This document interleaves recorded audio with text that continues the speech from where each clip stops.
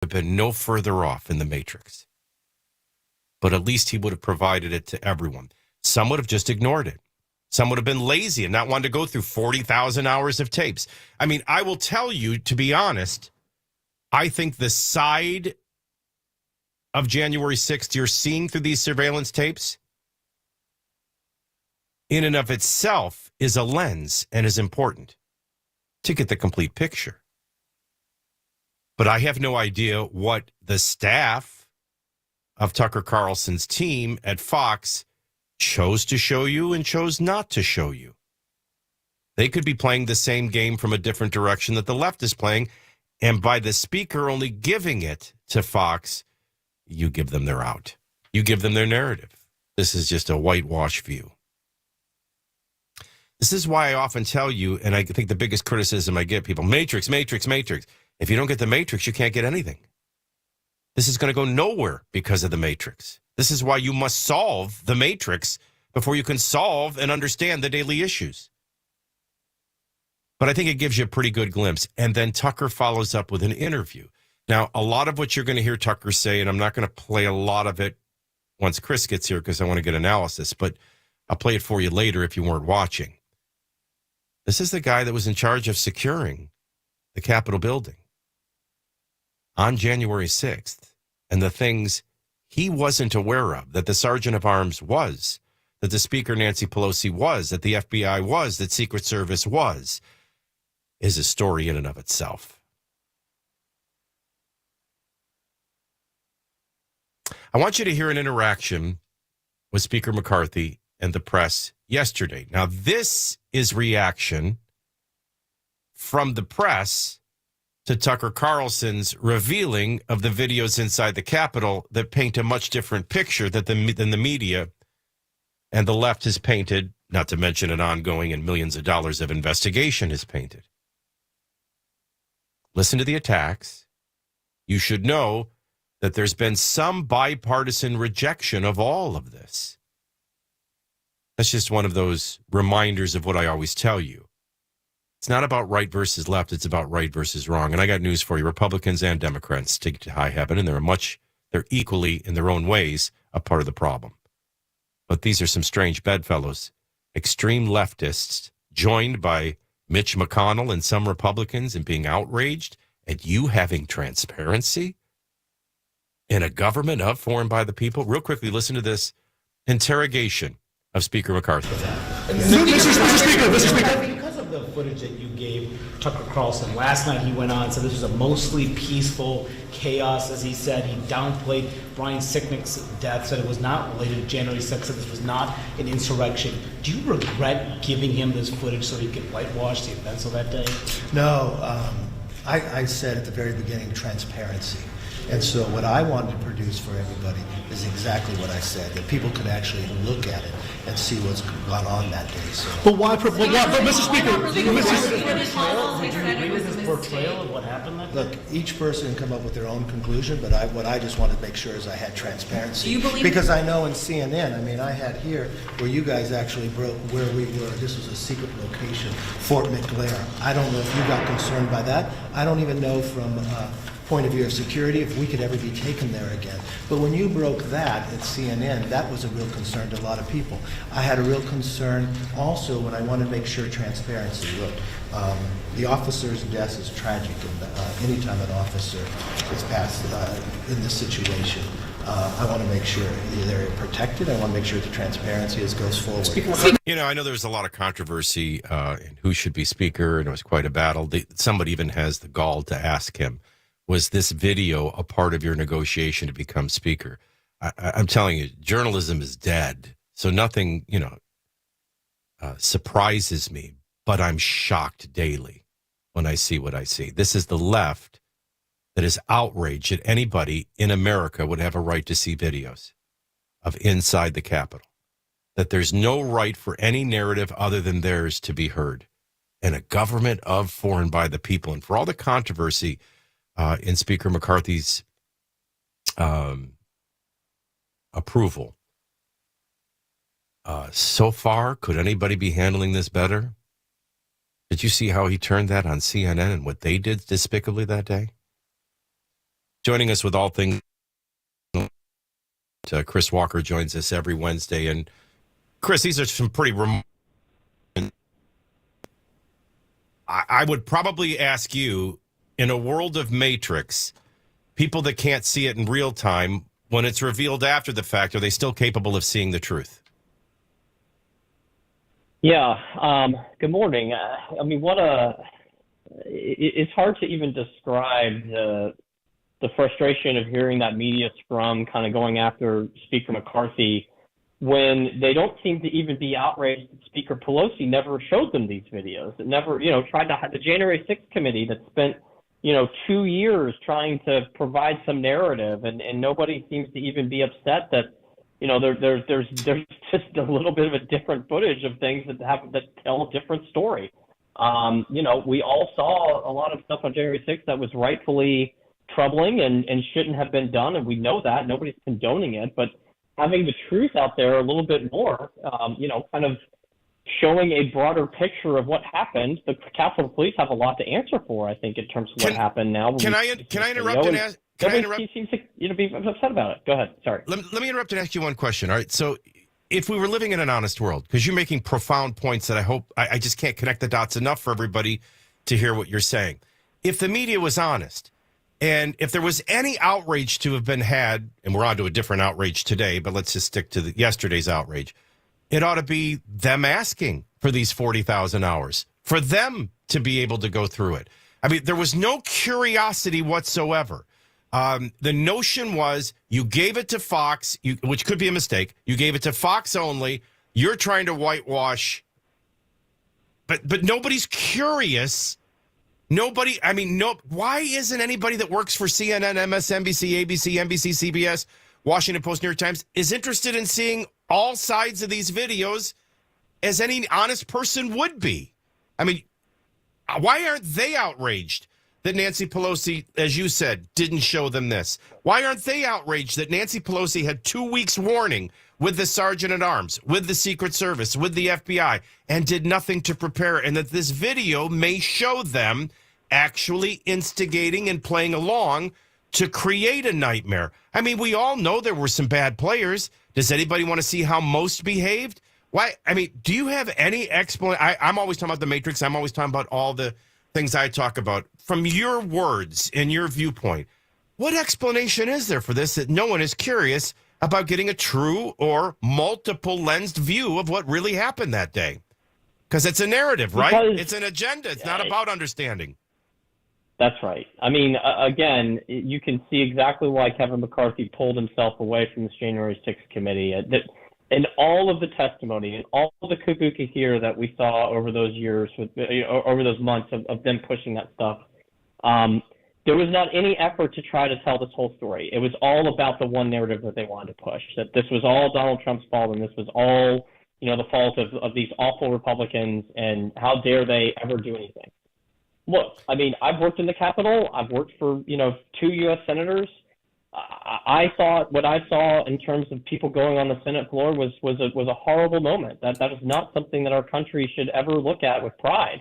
But it also showed a bigger picture that needed to be shown, so you see what actually happened, so the right questions can be answered. And instead of being upset about it or trying to have a full picture of it, all you're doing, or all the Democrats have done, and Adam Kinzinger and Liz Cheney at this point are complicit in this, is created an avenue where people trust our government and trust our institutions even less. And that is a horrible situation to come out of this, because what we're seeing from Kevin McCarthy doing the right thing, saying, hey, there's actually more to this story, and we're providing it to people to make their own judgment. That is looked at as some type of bridge too far for a lot of these folks. Well, you should, as a consumer of news and information, take note of these people who aren't outraged, take note of people who are more mad at Kevin McCarthy than Nancy Pelosi, and make those judgments in terms of how you listen to their information going forward, because they are obviously not willing to get to the truth. In the courtroom of public opinion, the question is, you had 2 weeks' notice to know that there were some bad players planning bad things. Now, I'm equal in my accountability. So I will tell you, Donald Trump knew of those warnings that day. So if you're the president of the United States, your choice is call off that. No, instead, he hits the pedal to the metal and doubles down, puts the vice president in a bad position. He knows there's bad element out there, and he gins them up to go to the Capitol. That's not very wise. But the most unwise, and in the courtroom of public opinion, what everybody should be demanding an answer to is, why did Nancy Pelosi, who knew 2 weeks prior bad elements were planning bad things, she met with the sergeant of arms who was over the Capitol Police, and nobody prepared? FBI knew, CIA knew, and the Capitol Police knew. And now we find out from yesterday's, where we're headed, conversation is the guy in charge of protecting the Capitol wasn't informed of some bad elements and was completely in the dark. These are the questions everybody should have, just like when they're looking at the QAnon shaman. I think that's pretty interesting footage. Watching Capitol Police give him a tour of the Capitol, trying to unlock the Senate doors for him. This looks like, as I say, a War of the Worlds type production by the Democrat Party. They wanted something to go wrong. They were ginning it up to go wrong, and some people played along dumb, and some people played along as planned. And now that it's all revealed, nobody's outraged. They're just playing their narratives. They're just playing their agenda. They're just playing their side of the matrix. To the tougher question, is America seeing through all this? More with Chris Walker, all things Republican, when we return on Super Talk 99.7 WTN. Sorry for no fun, long intro. We had to get right to the ground and running, so stay with us.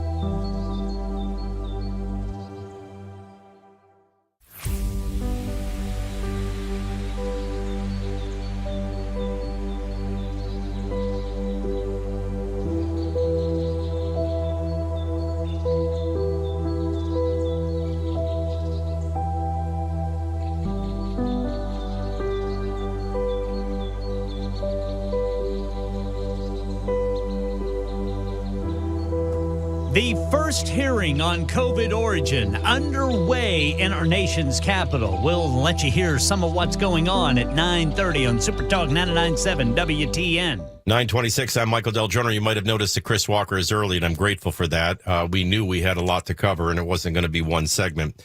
So we kind of gave everybody the background, and I'm so glad, Chris, that you brought up, where is the mainstream media? Why aren't they just as interested in these 40,000 hours of tapes? Why are they so afraid of getting a full view or a multi-lens view of what really happened January 6th? The only reason to be against it is you have an agenda. Well, they're one step ahead of that. I will say that the left is doing something brilliant. If you go to CNN, you'll notice the website is pushing new documents that show Tucker Carlson texted colleagues that he hates Trump passionately. I think this is brilliant because they're trying to even break his credibility with the Fox audience. So they always play the Matrix, which I'm about to play for you, which is protect their end of it. And it works. And they're always a step ahead. They're even aggressively, and you could make a case maybe they knew this was coming, and this is why all these texts were leaked to breach that credibility before these 40,000 hours. But two things I want to play for you. One is listen to the setup, and then secondly, tough for you because you're all things Republican, explain why somebody like Mitch McConnell and others would play along and make it sound like a bipartisan rebuke of this, which is why it's a bad thing for you because I'm always making the case. I think Republicans are as much a part of the problem as Democrats. Democrats I have nothing in common with. Republicans just reveal sometimes they're a little more entrenched than their platform might suggest. Listen to CNN and how they frame this matrix. Fox personality Tucker Carlson is facing bipartisan blowback for peddling new falsehoods about the January 6th Capitol riot. His latest attempt to sanitize the violent attack followed. Boy, don't they? Every story, don't you notice the sanitize, whitewash? His latest attempt, yeah. Listen to House the Speaker bias. Kevin McCarthy's decision to give him access to more than 40,000 hours of Capitol security footage from that day. The crowd was enormous. A small percentage of them were hooligans. They committed vandalism. You've seen their pictures again and again. But the overwhelming majority... I mean, you got to admit, CNN's playing clips of the Tucker Carlson show. Now, they're nothing about what was shown. They don't have any response to why the QAnon shamans being, escorted around. They just go to the complete discrediting. And then Mitch McConnell chimes in, along with a few other Republicans. What do you make of all of this?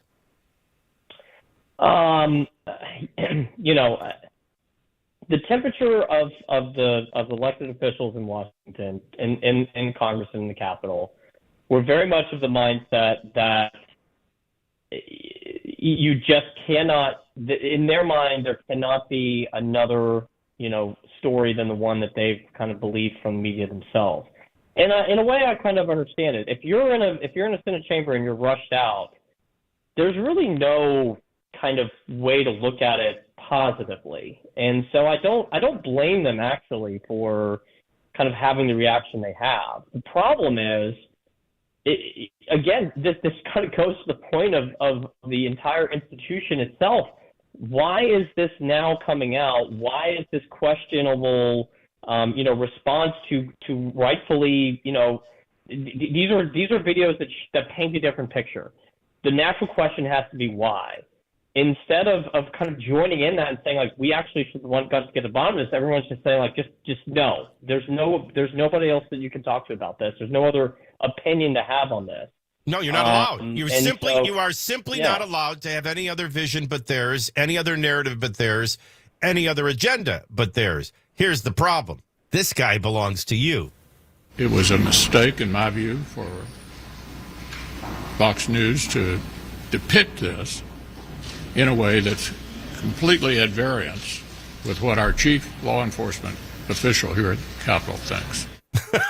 I'll let you respond to that after the news, which is now. It's 9:31.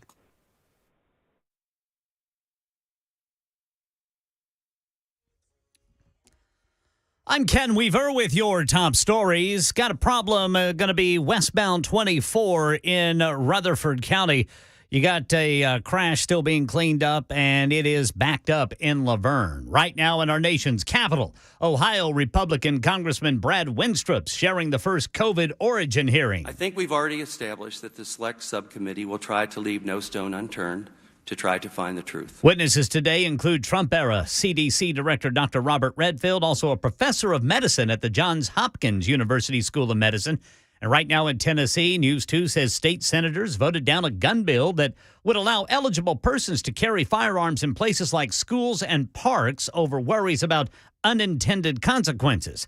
And over in the House, some lawmakers are worried about a bill that would expand open carry to all firearms, not just handguns. That bill is up for debate next in the House Criminal Justice Subcommittee. That's the latest news. Weather's next. I'm Ken Weaver, WTN News. Well, let the SEC tournament action begin at the Bridgestone Arena. Your Vols, fifth seed, will be at 2:30 tomorrow. They'll await the winner of tonight's game. Vandy is 8:30 tomorrow night, awaiting a winner of a game. This will interest Ken probably more than the Vols and Vandy. Okay. Can't even say it. Oklahoma, the Sooners, and Oklahoma State, the Cowboys. Some Bedlam basketball to get things started tonight. I'm making it the pick to click. Big 12 tournament, OU, OSU tonight. Also, LSU in Georgia is tonight from the Bridgestone Arena. Ooh, that'll be a good one. We talked at great length about how we're thinking about maybe the rumors keep swirling, getting rid of Derrick Henry. Why not after A.J. Brown? Let's just get rid of everybody.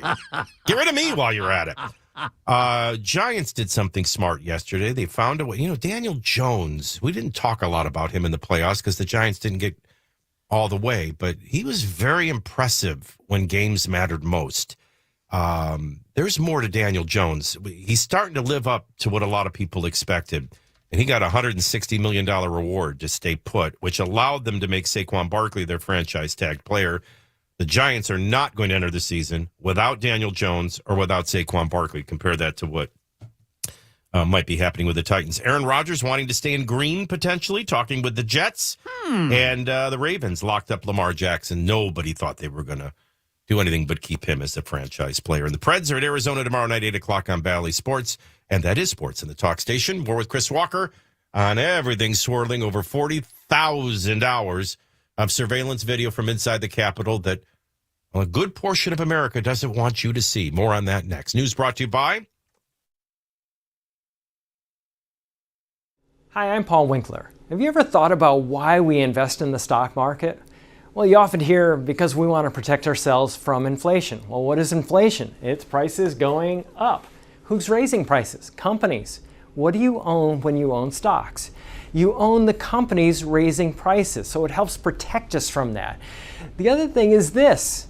Think about the most successful people you know. They're typically business owners. And you get to be a business owner when you invest in the stock market. Now, if we think about the stock market, a lot of people worry about, well, what if the stock market drops and it never comes back? Well, this is another thing that I like to explain to people. If the stock market goes down and it never comes back, what does that mean? That means that earnings went down and they never came back up again. So earnings went down. If earnings go down, what else goes down? Taxes go down. If taxes go away, what else goes away? The government goes away. If the government goes away, the FDIC goes away. So think about it. Everything is built on the stock market. That's why I don't ever worry about the stock market going down. Everybody has the same goal in mind when stocks go down. Get it to come back up because we got to get earnings to come back up. Now, you have two things at your control to get earnings to come back up. One is sales. We can change what we're selling or sell more of whatever we have if we can. And if we can't do that, we can reduce our expenses. And that's exactly what companies do. You'll notice that they lay off people when things get bad, and hence that is why the stock market has recovered from every downturn throughout all of history.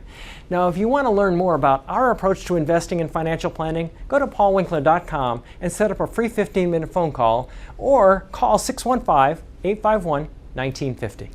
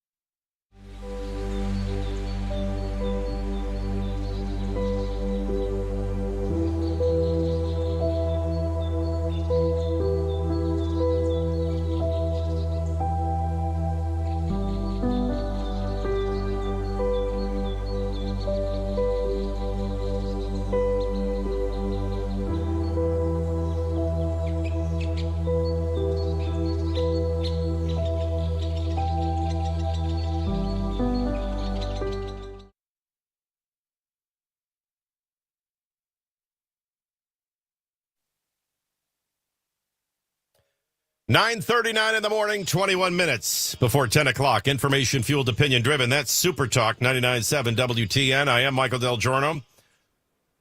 50 was sunshine in Franklin, 51 in Mount Juliet, 52 in the borough, 51 downtown. Markets basically flat. Dow's down 12 after losing 500 plus yesterday. Thanks, Joe.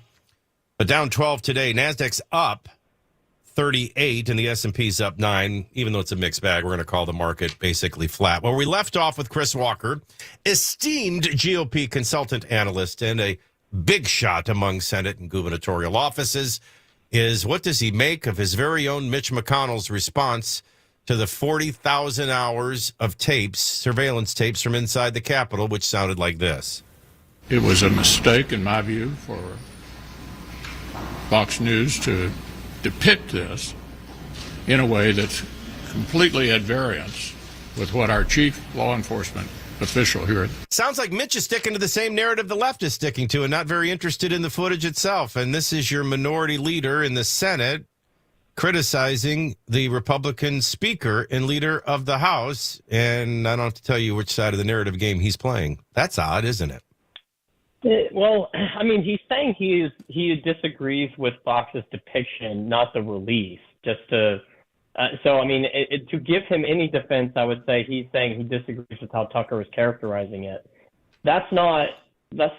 You know, I don't agree with that. I mean, I think ultimately Tucker is saying, hey, what gives here? This has been missing footage for 3+ years. What gives? What's the story here? Senator McConnell kind of talking about, going behind the chief law enforcement officer of the Capitol. Yeah, I mean, I understand why he would do that. But I also think the chief law enforcement officer at the Capitol ought to answer the questions on what those police officers were doing. Why did they unlock the door to the Senate chamber? What was happening there? I'm frankly more willing probably than others to give the benefit of the doubt to the Capitol Police saying that they're trying to diffuse the situation. Okay, I would hear that. I would want to know why and what the reasoning was for that and how somebody could get on the Senate floor like that. That's a pretty hallowed place in my view that just didn't need to be unlocked for some guy in a horn hat. So, in that regard, the question I would have to Senator McConnell in response to that I think the media probably didn't even bother to ask is why would the depiction of the chief law enforcement officer with which Senator McConnell is aligning himself with seem to be painting a different picture than what we're seeing in some of those videos. Again, instead of making this about Fox and Tucker, the question should be, does this seem different than what we've been hearing over the last 3 years? That doesn't seem to be getting through, and that's the real question that needs to be asked continuously, not only from the press, but also from the leaders on Capitol Hill who seemingly have been sitting on this. Not that I want to play this game much longer, but can I defend Tucker in saying that Tucker made it very clear there were some people, and with weeks' notice, were there and up to no good. Nobody's denying you'll find video footage of the people that were up to no good. Just like we see people that infiltrate Black Lives Matter type things, although Black Lives Matter itself has questionable behavior. But when you have planned events like this, bad players show up. The FBI knew they were coming. Secret Service knew they were coming. The Capitol Police and the Sergeant of Arms knew they were coming. I mean, the biggest question is, why did Nancy Pelosi tell them to stand down? Why did nobody tell the Capitol Police lieutenant who was in charge of security that day of what was coming? I don't have to tell you how the Capitol Police chief, Pittman, she gets a big reward. The guy who wasn't briefed on what was coming and wore a MAGA hat in his own testimony so he could get around without being attacked, he loses his career. She gets elevated to chief and then goes on to get a great security job at a university in Nancy Pelosi's district. I mean, this is all relevant stuff. I don't care what side of the matrix you're on. You ought to find it curious and interesting. And yet we can't even get all Republicans to be curious of that. So it's a weak position at best. And a cover your you-know-what position for Mitch McConnell at best. He ought to be as interested in what this footage is showing and the difference. I mean, you got Capitol Police escorting this guy around, trying to get him in the Senate chamber. Somebody was orchestrating something. Now, here's the big question, and neither you nor I have the exact answer. But is America able to see through all this, or will this just fall down matrix lines, as I always say? I think this because January 6th has been such a vocal, vociferous topic for so long, I think it leads into a broader conversation. However, what this does ultimately, and it's a cancerous position that we find ourselves in the country, is that it weakens the face of our institutions even further. Why does an institution like that refuse to acknowledge like an obviously troubling video from a standpoint of like what we've been told versus what we're seeing, and instead of kind of addressing it in real time, being honest about it in terms of what we're seeing, the response is, well, you should have never seen that in the first place, or that doesn't go along the line of what some of these people in law enforcement have had, which we obviously know these folks are trying to cover for themselves in the law enforcement community. And look, again, that's not a criticism. That was a horrible day for law enforcement, and they had an incredibly tough position to be in when your building that you're charged with defending gets assaulted like that. People make hard decisions quickly, and that's okay. And the conversation is okay. That is virtually all on Nancy Pelosi and somewhat on Donald Trump, which is the reverse of the mainstream narrative. But the bottom line is you're not allowed to have an opinion. You're not allowed to see everything. You go with their narrative and their agenda, or you are a threat to democracy. And that's what we're seeing. This all happening while scientists are being proven, including Fauci, to have deceived the American people on COVID-19. Similar question I could ask there.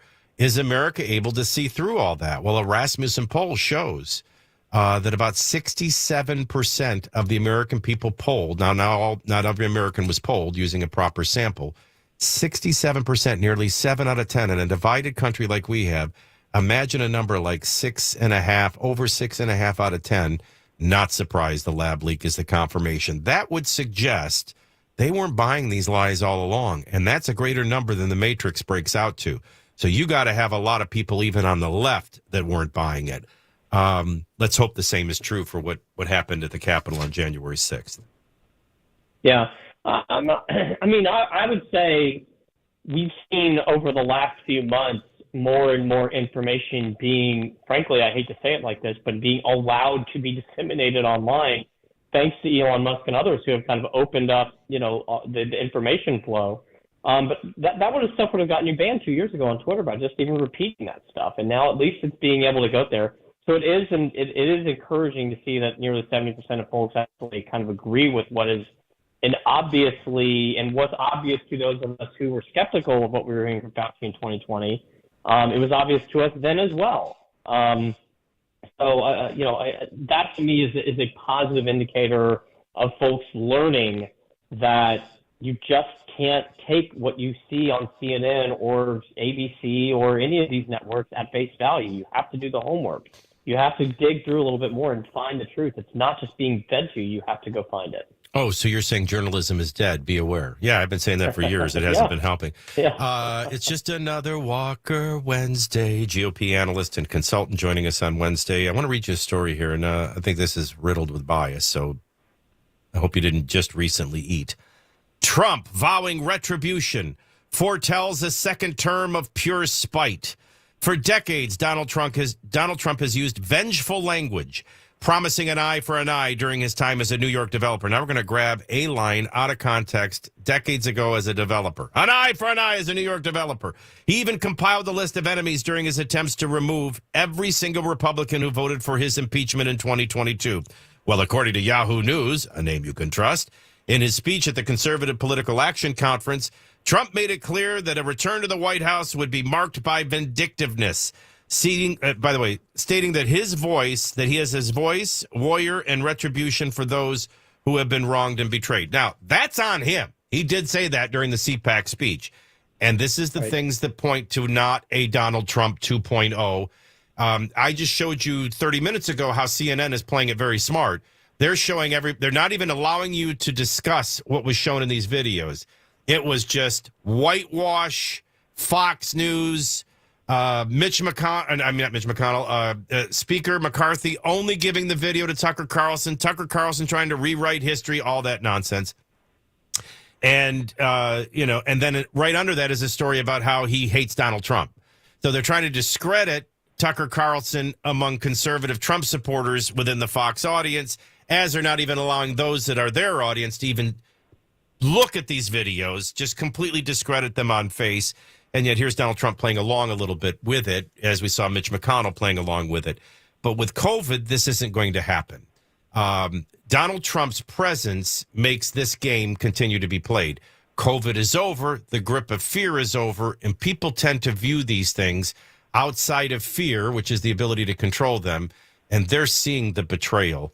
That's all adding up to what your greatest fear is, just a greater mistrust of all government agencies, and in this case, scientists and doctors and politicians, primary physicians, all playing along in a narrative that is proven clearly wrong. And I would say, you can't blame the American people, but I was doing this in real time, and I had my suspicions.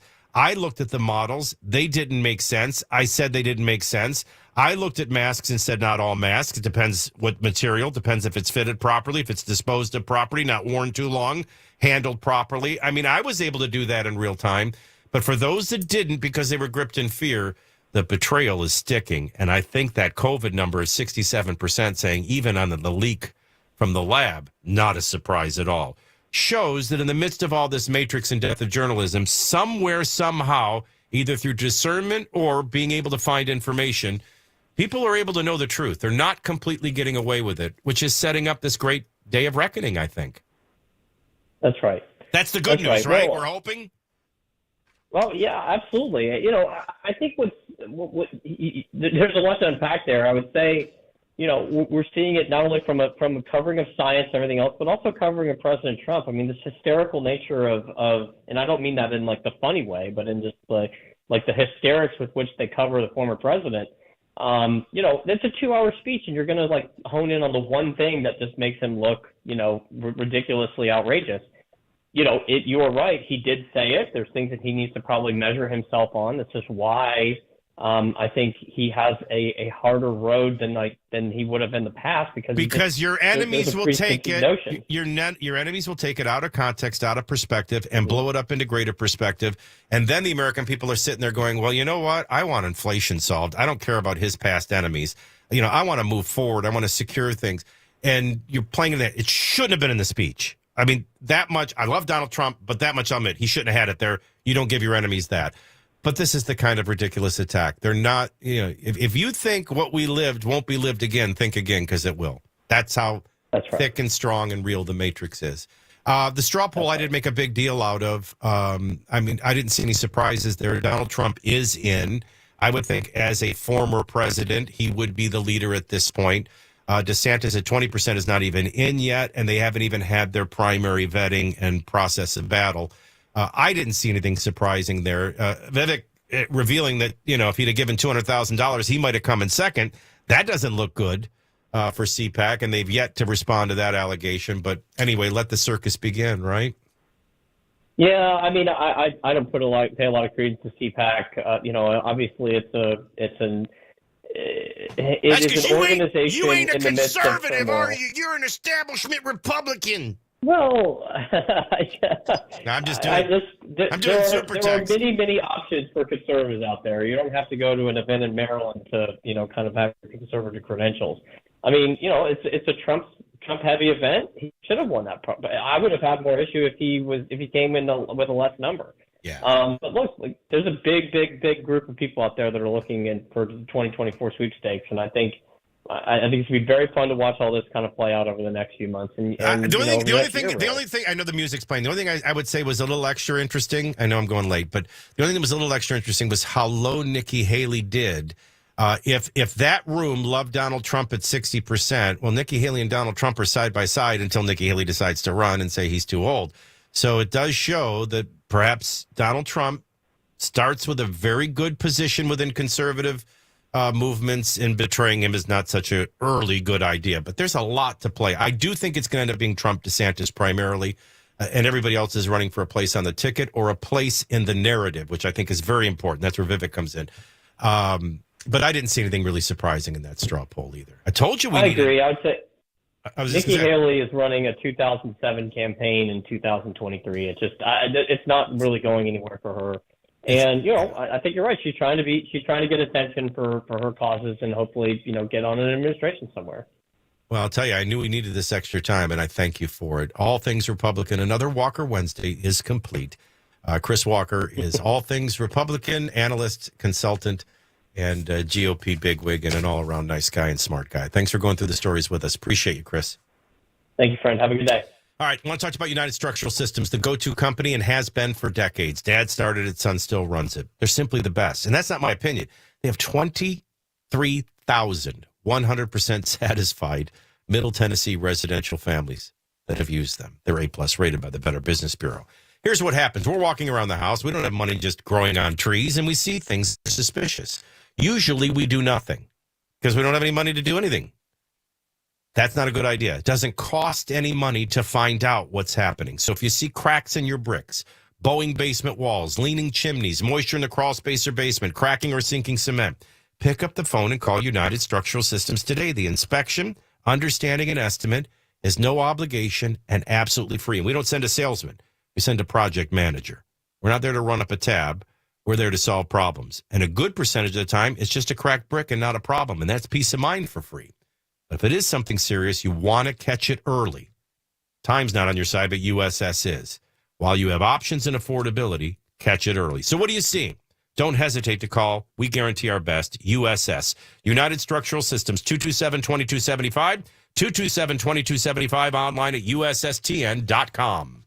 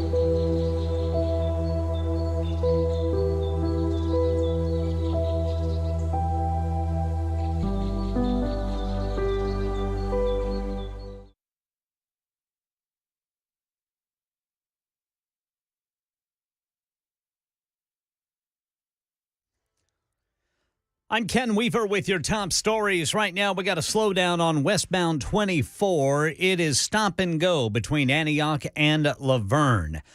Full forecast in 2 minutes. And right now in our nation's capital, Ohio Republican Congressman Brad Winstrup is chairing the first COVID origin hearing. We're just beginning. There will be more hearings and more inquiries and more documents discovered. We will follow every lead. Witnesses today include Trump-era CDC Director Dr. Robert Redfield and a professor of medicine at the Johns Hopkins University School of Medicine, also a former Clinton administration official. Right now in Tennessee, the Memphis Police Department will come under review by the Department of Justice in the wake of the beating death of Tyree Nichols. The Department of Justice announcing this morning it will conduct 2 reviews, one on the Memphis Police Department, then the other on the use of specialized units across the country, like the one involved in Nichols' death in Memphis, which has since been dismantled. And at the state capitol, bills to expand gun rights are worrying some, just handguns. Listen to this exchange between Memphis Republican State Rep John Gillespie and the bill's sponsor, Maryville Republican State Rep Brian Ritchie. Can you just give me one reason as to why that would be necessary on, say, Poplar Avenue in Memphis, Tennessee? Absolutely. Thank you, Chairman. The Second Amendment. Can you elaborate, please? Because I'm still a little confused. So if you read into that, it says the right to keep and bear arms shall not be infringed. You're missing half the amendment there, but So we're just going to agree to disagree. Now, debate on Ritchie's bill will continue during the next House Criminal Justice Subcommittee. That's the latest news. Weather is next. I'm Ken Weaver, WTN News.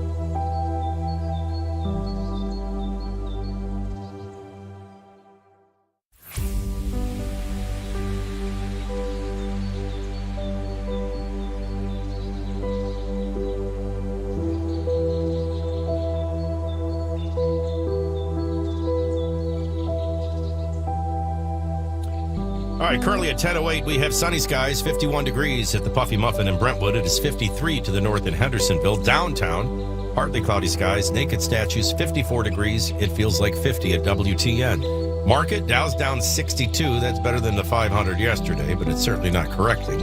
NASDAQ is actually up 54, and the S&P is up 8. 2 out of 3 are in the green, but we're going to call the market basically flat at 10:09. I'm Michael DelGiorno for King Insurance and Associates. They are an independent agent. And that's a huge advantage for you. That means they have multiple companies they could shop, not just the one on a sign or on a business card. Multiple companies. In the last 28 years, we weeded out the non-competitive companies, even more difficult, kept great relationships with the biggest, best, and highest rated. That's perhaps how they beat my previous independent agent of a decade and beat them handedly. Get a better pool to choose from. But we don't just say it, we do it. We shop all of them, even against each other. That's how we get, along with bundling, smarter coverage for you at a dramatically lower premium. I got better coverage on my house, its contents, my automobiles. We've reshopped since adding teenagers. I saved $1,500. Now, in this day of inflation, $1,500 goes a long way. Why overpay for inferior coverage? You need to make the switch to King. Not because I did, not because my listeners did, because you should. As a customer, a company, a family, or an individual, call 329-8121, get a royal review, and start saving in days. 329-8121, 329-8121, or online at tkinginsurance.com.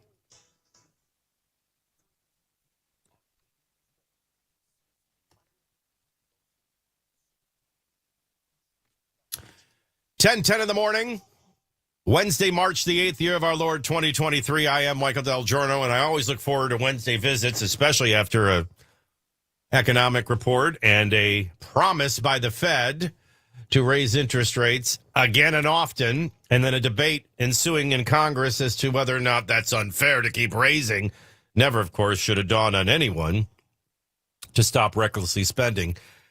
Peter St. Onge is a senior economic fellow at the Heritage Foundation, one of the largest think tanks in the world. And because he's smart and because he's handsome and because he brilliantly explains economic news, we decided to honor him for the first time with his own theme song. Ladies and gentlemen, the new theme song for our weekly visit with Peter St. Onge. Hit it.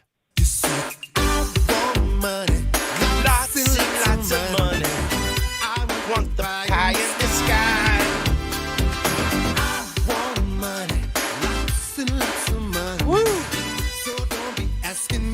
Like Peter, I want to be rich. Peter St. Onge, Senior Economic Fellow with the Heritage Foundation. Can I start with a piece of audio that you sent me? But I got to say, that is some beautiful 80s vibes going on that tune right there. Well, you know, it's funny. 80s music gives me a good vibe. 80s television shows give me a bad vibe and remind me I'm going to die. Isn't that odd that the music has a different effect than the video and the shows? That's right. I really resent you for this video because I'll tell you, I was so distracted. Usually I say to my listeners, well, you're going to hear audio. I'll try to describe the video. I'm glad you're not seeing the video because for the longest time, I couldn't tell if this was a woman. And it really threw me. But this is a professor, an economist and professor, Mariana Mazzucato. And listen to what she has to say. All the things that we talk about that are truth in common sense. Of course, that doesn't apply to government. This whole notion that you run a government like you run a household and you actually have to earn tax revenue to even be able to spend, and otherwise you have to, do austerity is a complete myth. Governments create money all the time. We do that for war. I mean, look at what happened in Germany recently. Overnight, they created 100 billion euros for the war effort. So why do we actually treat our social problems around health, around public education, public transport, climate change as urgently as we treat climate, and then use tax to redistribute in a progressive way, not a regressive way, and to steer the economy to be more inclusive and sustainable? That should be the question, not nitpicking on one number. Now, listen, liberal professors, socialists, Marxists, that's not new. But in this day and age of inflation, as we enter recession, as interest rates continue to rise, and homes are about to collapse and jobs are about to be lost, to peddle such nonsense. Oh, it doesn't apply to governments. We can just overspend and print. And how's that working out for you? Reality versus worldview. Boy, you got it all there in 39 seconds, don't you? Oh, you're absolutely right. This is the hustle they've got going is, we're going to print up anything we want. By using the printing presses, they can take anything they want from the rest of us. Right? If you want to renovate the nursery, all right, if you want to put a deck on the house, you can't do it because all of those freshly printed dollars, they are hogging up the workers, the steel. Last year we had problems with the supply chains, right? And everything was jammed up and, you couldn't get a dishwasher. And part of the reason was because they didn't have enough warehouses in Los Angeles. Why didn't they? Because there wasn't enough steel. Why was there no steel? Because they were using it to rebuild racist overpasses. So when government prints everything it wants, they are giving themselves a license to take everything from you. And then you see in the rest of our comment here, right, because, you might respond, you might say, well, if you can just print everything you need, why are we paying taxes? Right? And so then what these guys do is they flip over and they say, well, no, taxes are to punish you. If you eat meat, if you drive a pickup truck, if you, violate our worldview, our agenda, equity, right? Mm-hmm. That's what it's for. The taxes are to punish the bad people. And for the good people, we're just going to print up unlimited money and we're going to take everything you want from you. Where do they get it? They get it from your bank account and they take it out of your salary through inflation. Well, they're getting ready to do it with Medicare. They're getting ready to do it with Social Security, which is going to be the bulk of our conversation. What did you make of yesterday's conversation and then the debate that followed in Congress, which was, it never dawns on them, of course, to control their spending vis-a-vis this particular professor. Heaven forbid they look at their spending problem. They go right to the revenue problem. And, of course, the revenue problem can't be solved by raising interest rates. That's going to cost people jobs, which, by the way, you were one of the first to explain this, and this is now months and months ago.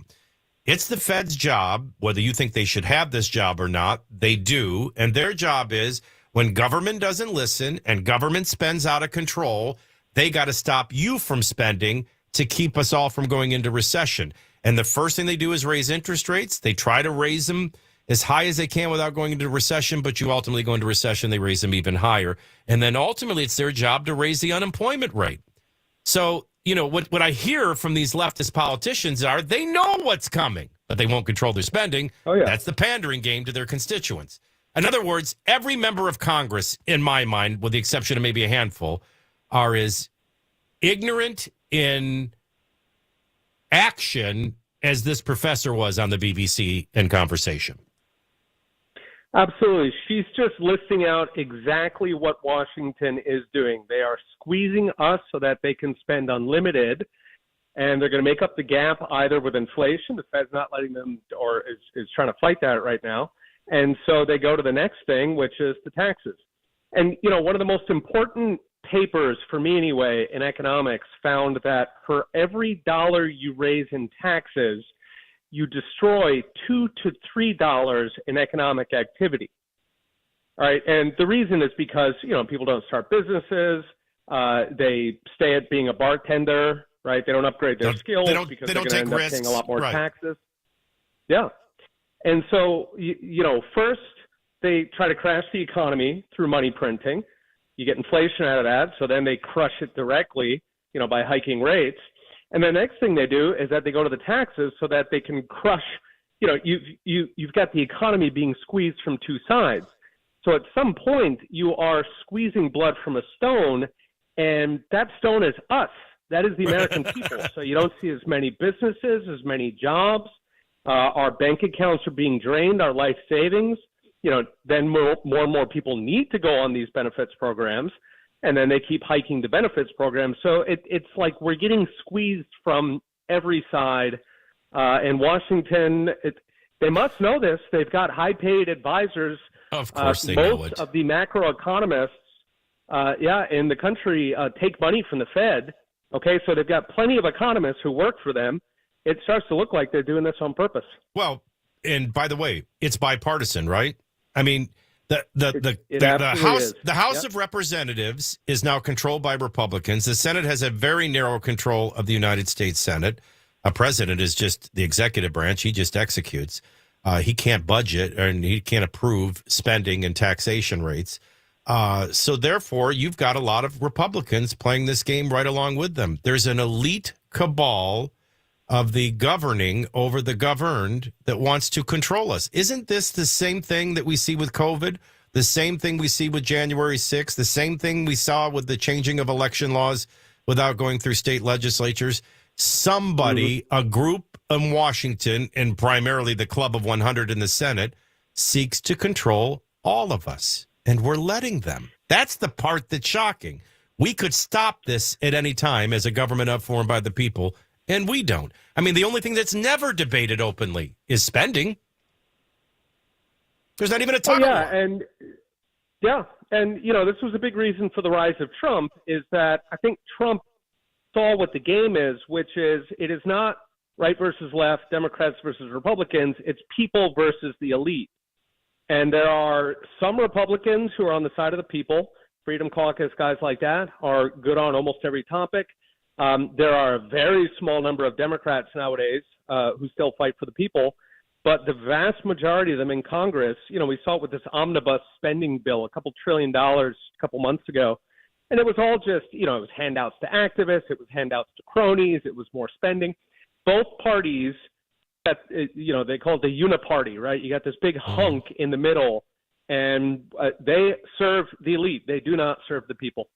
When we come back, I do want to address all next half hour, Social Security and Medicare, which is next on the block. And all the things that they're not looking at, all the things they're paralyzed and can't look at because of partisan politics and their constituents, and the real problem and the real solution. When we come back, let's look at what the events of yesterday and the comments of Powell indicate about our economy. I don't think the Fed has the same view of our economy that the president did during the State of the Union.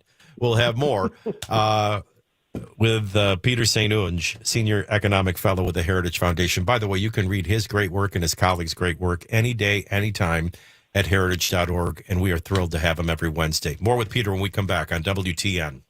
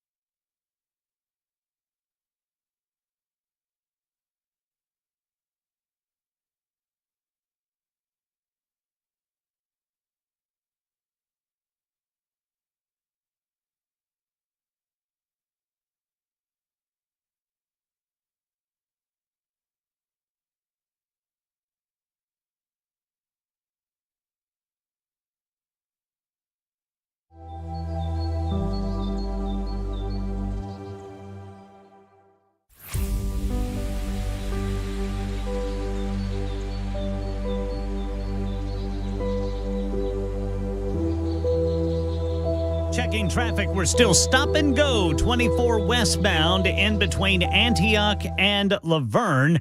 And in our nation's capital, Attorney General Merrick Garland is going over the findings of a Justice Department review of the Breonna Taylor case in Louisville, and says there's a lot of work to be done in the Louisville Police Department because he says they use excessive force and they discriminate against black people. These stories and more at 10:30 on Super Talk 99.7 WTN. Very busy with guests today, but Ken, make no mistake about it, I miss you.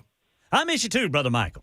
Yeah, we'll talk later. We'll talk about them Sooners. Talk about them Sooners losing tonight. All right, Peter St. Onge is a senior economic fellow at the Heritage Foundation.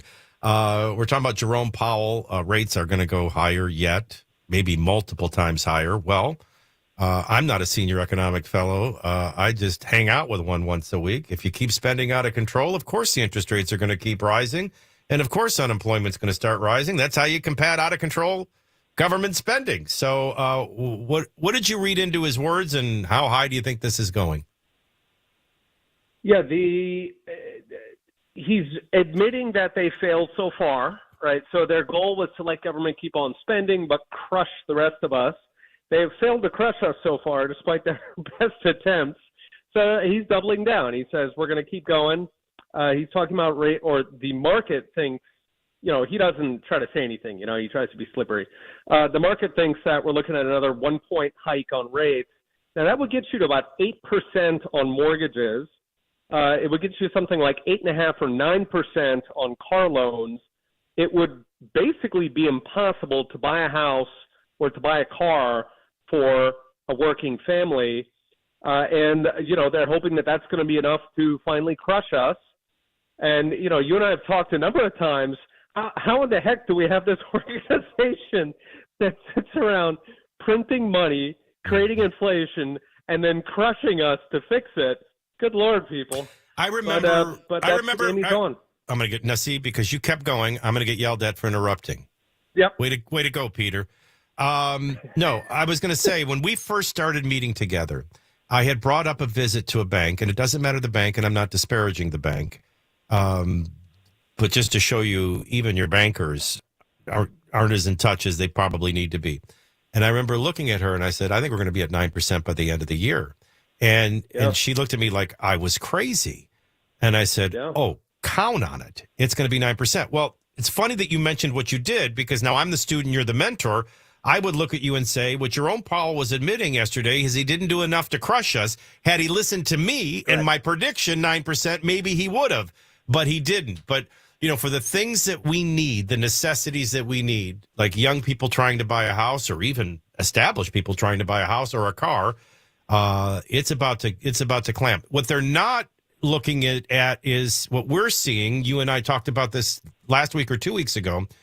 It's obvious to us everybody's credit cards are getting maxed out because they're not going up. And that tells me they've hit their limit and they're maxed out. We're seeing people falling behind already on mortgages.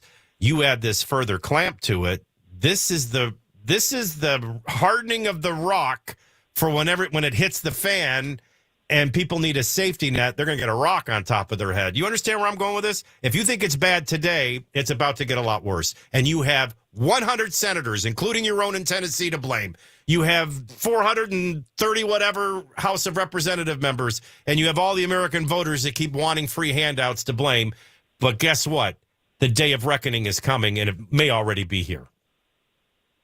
It's coming, and it is going to hit the middle class and the working class harder. Dentists, Wall Street brokers, venture capitalists, they always do just fine. They came out of 2008, no problem at all. No, who gets squeezed when the Fed has to cut spending, the fastest cutting to spend is middle class spending. So that's exactly what they're going after. The sort of low-hanging fruit here, we've got about 5 million American families that have variable rate mortgages. Those things are going to start jacking up, right? If you bought a house in the past couple of years when the prices were so high, and then your mortgage goes up to 8-9%, you are moving. You are losing your house. It's that simple.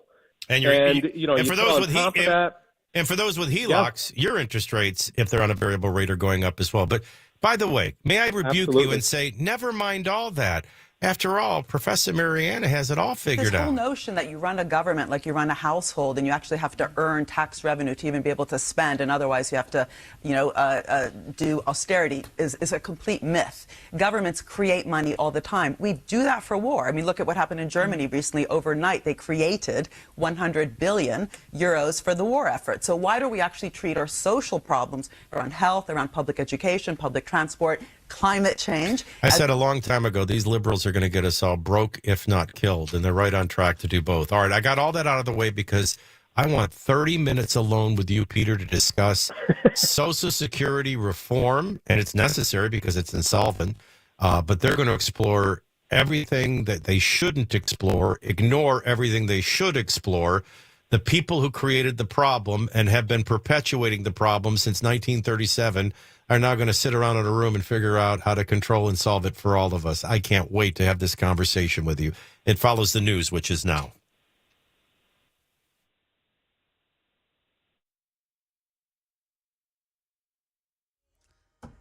.10:30 on the dot. I'm Ken Weaver with your top stories. Got the full forecast in 2 minutes. And right now in our nation's capital, Attorney General Merrick Garland says a Justice Department review following the death of Breonna Taylor finds that the Louisville Police Department uses excessive force and unlawfully discriminates against black people. And the first House hearing on COVID's origin is underway.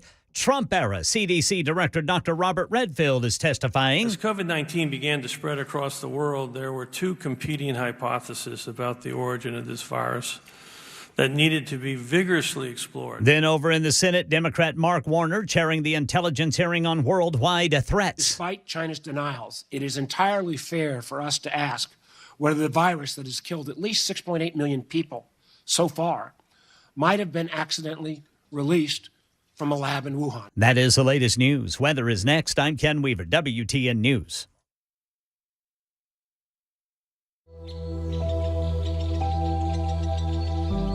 Hi, I'm Paul Winkler. Have you ever thought about why we invest in the stock market? Well, you often hear because we want to protect ourselves from inflation. Well, what is inflation? It's prices going up. Who's raising prices? Companies. What do you own when you own stocks? You own the companies raising prices, so it helps protect us from that. The other thing is this. Think about the most successful people you know. They're typically business owners. And you get to be a business owner when you invest in the stock market. Now, if we think about the stock market, a lot of people worry about, well, what if the stock market drops and it never comes back? Well, this is another thing that I like to explain to people. If the stock market goes down and it never comes back, what does that mean? That means that earnings went down and they never came back up again. So earnings went down. If earnings go down, what else goes down? Taxes go down. If taxes go away, what else goes away? The government goes away. If the government goes away, the FDIC goes away. So think about it. Everything is built on the stock market. That's why I don't ever worry about the stock market going down. Everybody has the same goal in mind when stocks go down. Get it to come back up because we got to get earnings to come back up. Now, you have two things at your control to get earnings to come back up. One is sales. We can change what we're selling or sell more of whatever we have if we can. And if we can't do that, we can reduce our expenses. And that's exactly what companies do. You'll notice that they lay off people when things get bad, and hence that is why the stock market has recovered from every downturn throughout all of history. Now, if you want to learn more about our approach to investing in financial planning, go to paulwinkler.com and set up a free 15-minute phone call or call 615-851-1950.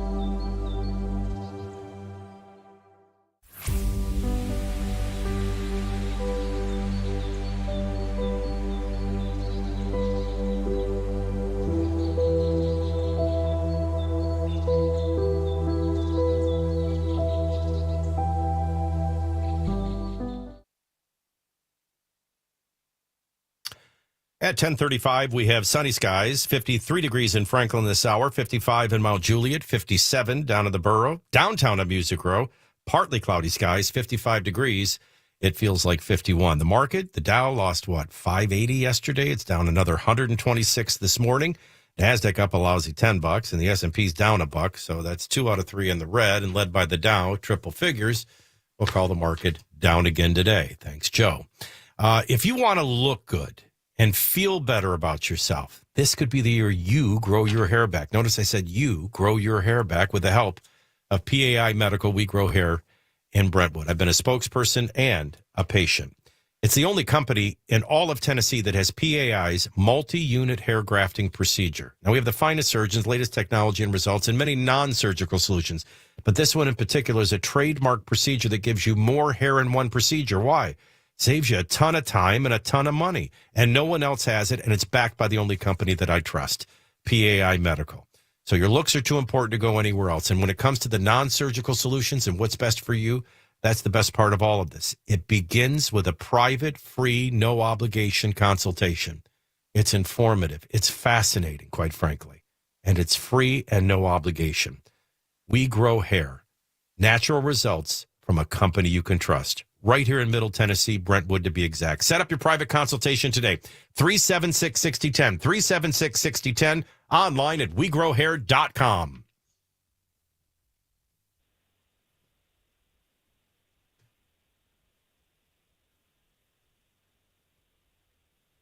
$10:36 in the morning at Super Talk 99.7 WTN. Always love our weekly visit with Senior Fellow, Economic Fellow at the Heritage Foundation, Peter St. Onge. And we do it every Wednesday. I could have snagged you on Monday when it was all happening. I think you'd have been proud how, as a student, I handled it. But here comes all the talk about Social Security reform, and then we don't even get that out of our mouth, and then they get right to Medicare reform. And again, you know, I kind of walk through everybody through the background, and I'm going to do it real quickly in a 30 to 60-second version, and you feel free to chime in. But when it comes to Social Security, it used to be in 1937, it was 1%. Somewhere along the line, by 1990-ish, it grew to 6.2% for the individual and 6.2% for the company. Now, you could make, you know, the higher the salaried individual, you could say the higher the expense for the employer.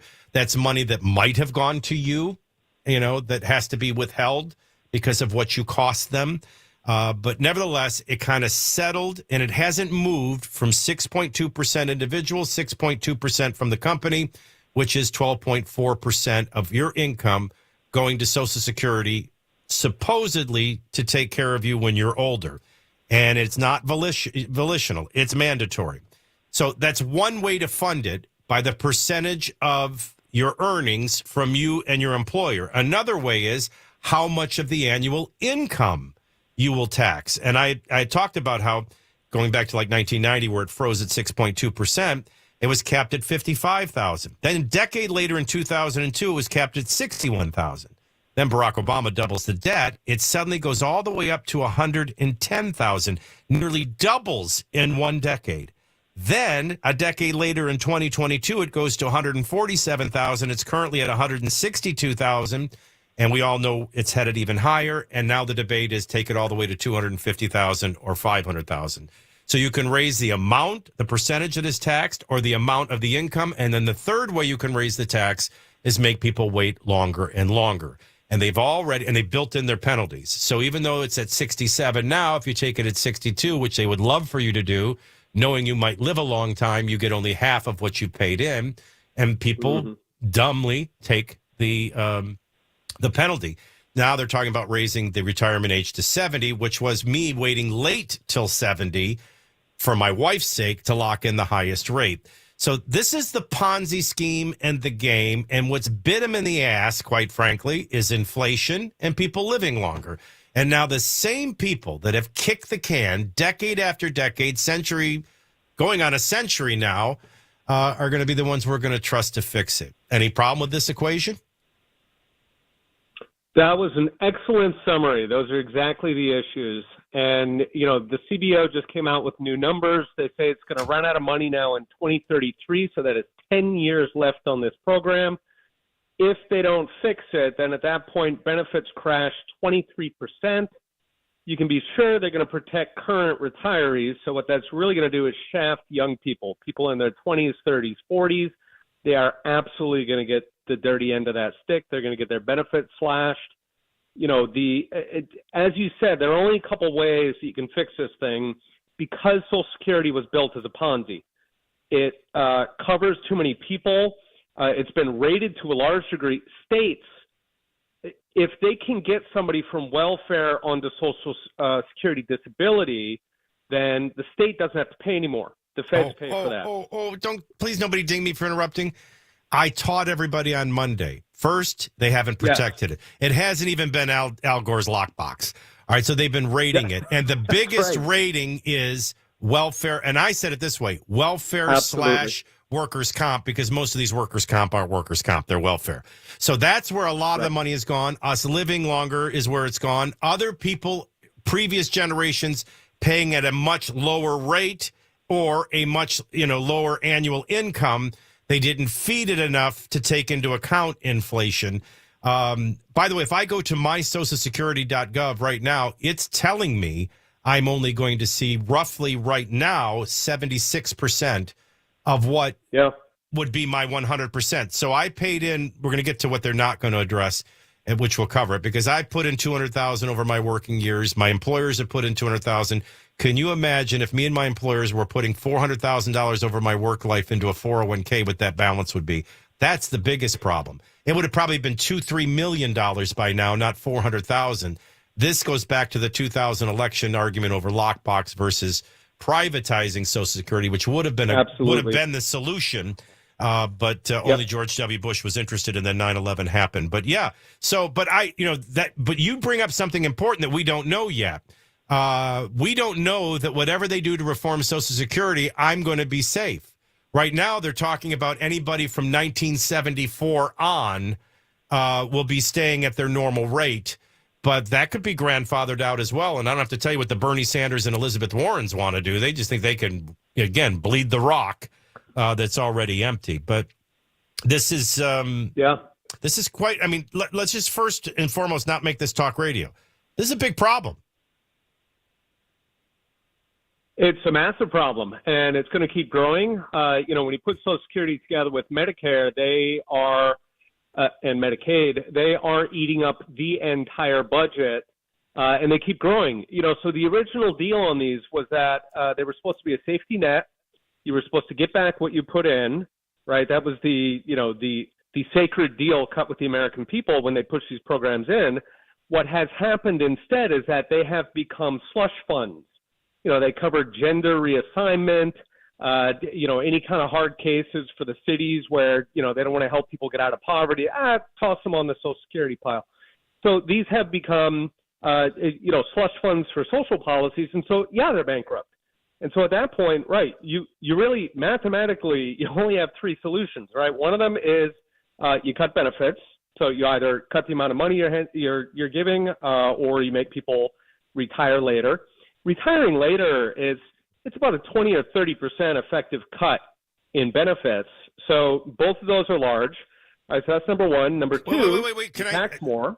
I'm getting in trouble for interrupting, but listen, I'm just trying to play poker with them. They seem to love to trick people into taking it early. That saves them a ton of money when that happens.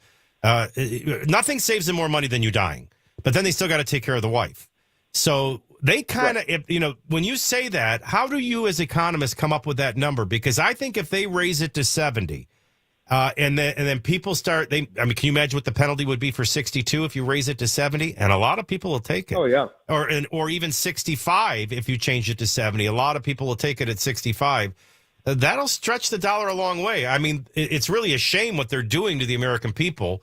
But this was designed, of course, for you to pay in your entire life and die before you can receive it. So don't trust them. But it might be more than that, because I think the proclivity for people to take it early and take the penalty would increase. But and if people are going through a recession, then you're going to have a lot of people who are going to take it early out of desperation. And once you take it early, you can't go back. So they take advantage of people who are in a hard spot. And the way that they've designed the reduction in benefits if you take it early is that they want to mimic the stock market. Okay, so stocks return around 6 to 8% a year. And so they want to make sure that people aren't, quote unquote, gaming it by taking it early and then putting it in the stock market. So they want to equalize that, which is cute because what they're essentially saying is that we know your money should be earning 6 to 8, right? Social Security, you were just talking earlier, right? So, you're talking about putting 400 in, taking 200 out. If that was a 401k, you're absolutely right. That would be absolutely millions. All Americans, any middle-class American would have $1 million by retirement if they were controlling their own money. So if Social Security worked like a 401k. In fact, the way it works is it is a giant slush fund. They have a little account where they make up pretend numbers that they owe you, quote unquote. And in fact, the lockbox discussion, right? That theoretical money that's sitting there in the Social Security, that's all been spent. There are little IOUs sitting in there, and they pretend that's money. So, to be honest, when the CBO talks about the program running out of money, it ran out of money on day one. It never had the money because all of the surpluses that the Social Security fund took in over the years, they spent it. Congress, if there's one constant in the universe, Congress will spend every dollar it can possibly get a hold of, legally or illegally. All right, so it's probably going to, there's two ways to have this conversation. What should they do and what are they likely going to do? The likely going to do is going to be all of the above. They're going to raise the minimum age to 70. They're going to tell you, we're living longer, we got to. All right, that's raising the tax. It's our fault for living longer, yes. They're not going to, it's what's never going to be on the table. Let me do what's never going to be on the table is privatizing it, probably never be on the table, and that's the ultimate solution for the next generation. What'll never be on the table is cutting benefits, because that'll be perceived as you're cutting the fixed income of our elderly, and they're most likely to vote. So that's not going to happen. We always say in economics, you make more or spend less. Spending less is never going to be an option. So once you get rid of everything that partisan politics or modern day dysfunctional politics makes impossible to truly solve the problem, what's left? My guess is all of the above. They're going to raise it to 70.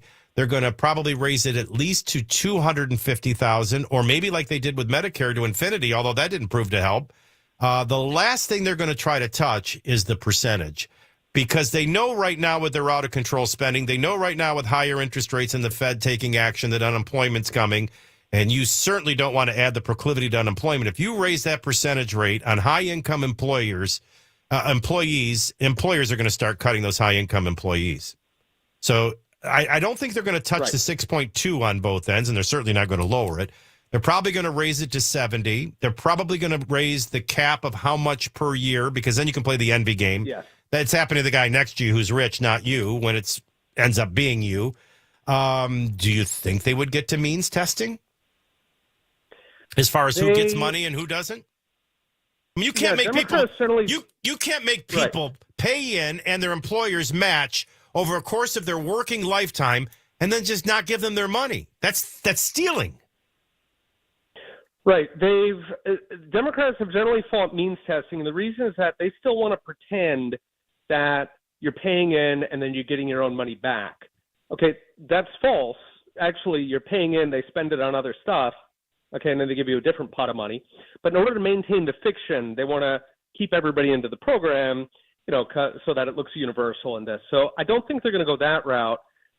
There is a way to privatize it that might work in terms of public opinion, which a bill from Angus King and Cassidy out of Louisiana, they want to set up a sovereign wealth fund. So this would look like the Alaska, Alaska's got a fund for oil revenue.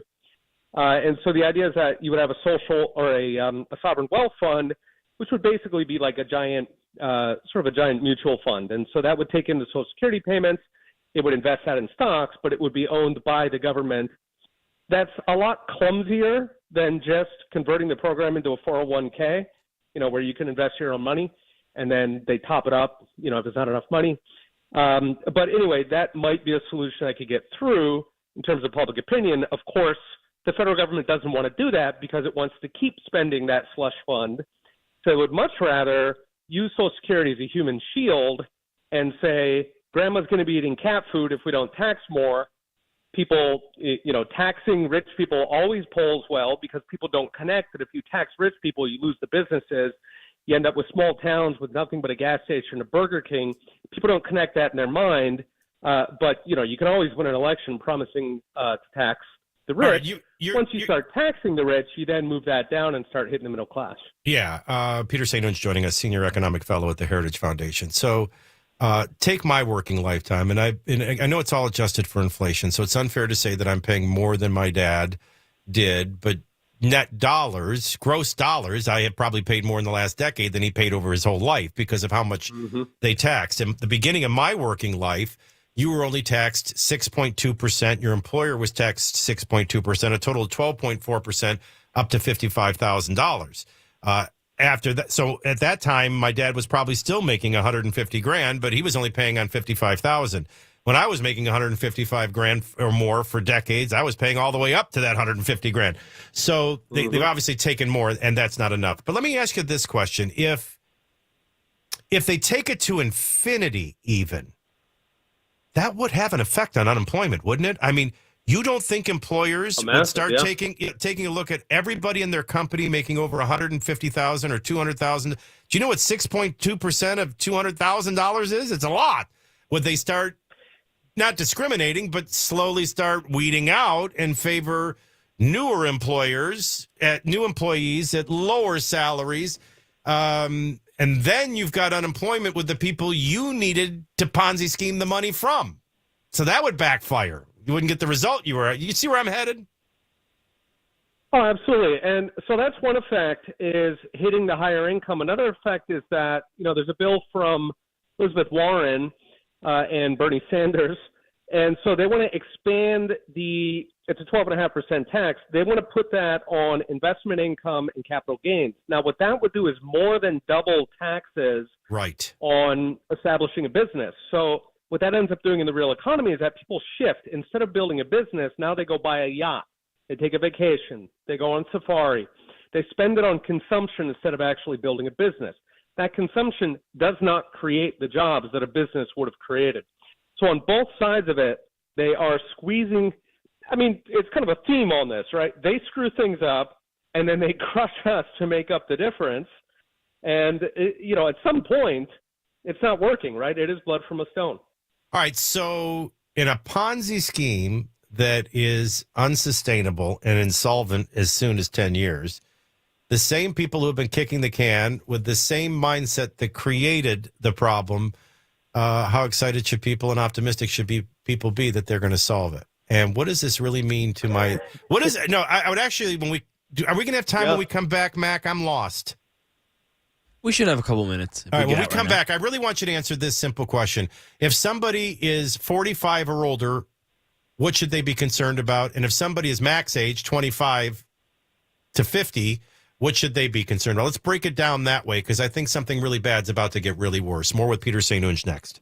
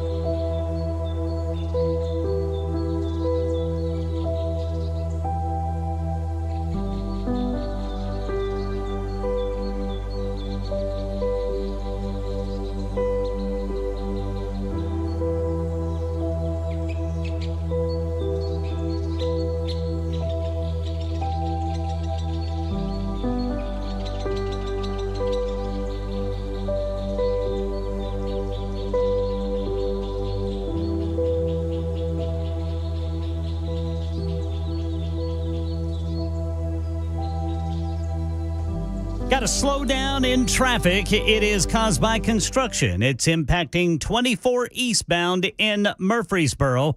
The roadway is reduced to 2 lanes. And there is a lot going on in our nation's capital. We just learned about the results of a Justice Department review of the Louisville Police Department in the aftermath of Breonna Taylor's death. These stories and more at 11 on Super Talk 99.7 WTN. Closing moments with Peter St. Noon, Senior Economic Fellow at the Heritage Foundation. Read his great work at heritage.org. You know, there's a common theme to everything we've discussed, whether it's inflation, recession, loss of jobs, raising of interest rates, or this whole debacle with Social Security, and that is inflation and out-of-control government spending. That's why we had the cap at $61,000 in 2002, and after 8 years of Barack Obama, we had to double it to 100, just about double it to 110,000, and it's almost doubled again in the last decade. It's out of control spending that's killing us everywhere. Obviously, it's been very unfair to me and my generation versus my parents' generation versus the original generation that we were trying to protect coming out of the Depression. What lies ahead for Mac and his generation? If you're sitting right now, 25 years old, something really bad's about to get really worse with these politicians trying to fix and break further something already broke. What should he look forward to? What should I be? And then people maybe 50, 45 or older, what should they be concerned about? Bring this home to us, the individual. Yeah, so the theme here is they break the economy and then they squeeze the job creators and the investors to try to make up the difference. The end result is, you know, boomers kind of had a leisurely stroll in life economically. All right, every generation was richer than their parents. Gen X had to jog just to keep up with their parents. Millennials are going to have to run. Gen Z is going to have to sprint all life, and a lot of them will not make it. They'll scrape along. They'll be in casual jobs. They'll be living in mom's basement, not starting a family. And the way to get out of that, I think, is you got to build skills. If you are not making good money right now, you need to learn a skill that will. It could be nursing. It could be car mechanic.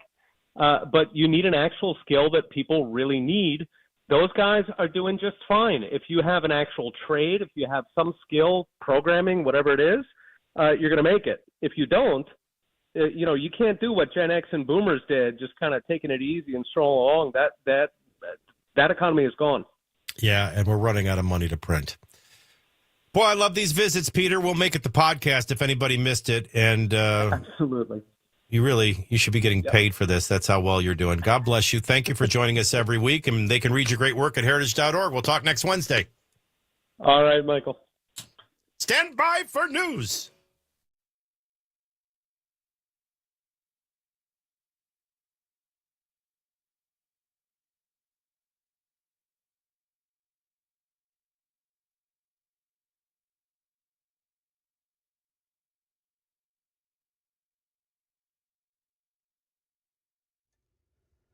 $11 o'clock on the dot this Wednesday morning. I'm Ken Weaver with your top stories. And again, construction tying things up on 24 eastbound in Rutherford County. The roadway reduced to 2 lanes right there in Murfreesboro. Got the full forecast in 2 minutes. And right now in our nation's capital, Attorney General Merrick Garland says a Justice Department review after the death of Breonna Taylor finds that the Louisville Police Department uses excessive force, especially against black people. This conduct is unacceptable. It is heartbreaking. It erodes the community trust necessary for effective policing, and it is an affront to the vast majority of officers who put their lives on the line every day to serve Louisville with honor. Garland says the review blames the department's leaders for failing to curb the unacceptable conduct. Meanwhile, in Tennessee, the Memphis Police Department will come under Department of Justice review in the wake of the beating death of Tyree Nichols. The Department of Justice announcing this morning it will conduct 2 reviews, one on the Memphis Police Department, the other on the use of specialized police units across the country, like the one involved in Nichols' death in Memphis, which has since been dismantled. And elsewhere in our nation's capital, the first House hearing on COVID's origin underway. Chairman of the House Select Subcommittee on the Coronavirus Pandemic, Brad Wenstrup. COVID-19 has unique characteristics that made it very infectious to humans. These have never been seen before in any other viruses of its type. Meanwhile, over in the Senate, Democrat Mark Warner chairing the intelligence hearing on worldwide threats. Despite China's denials, it is entirely fair for us to ask whether the virus that has killed at least 6.8 million people so far might have been accidentally released from a lab in Wuhan. And the Director of National Intelligence, Avril Haines, told the panel the Chinese Communist Party represents both the leading and most consequential threat to U.S. national security. National Highways Traffic Safety Administration is now investigating 120,000 Tesla Model Y SUVs after 2 drivers reported their steering wheels came off while they were being driven. That's the latest news. Weather's next. I'm Ken Weaver, WTN News.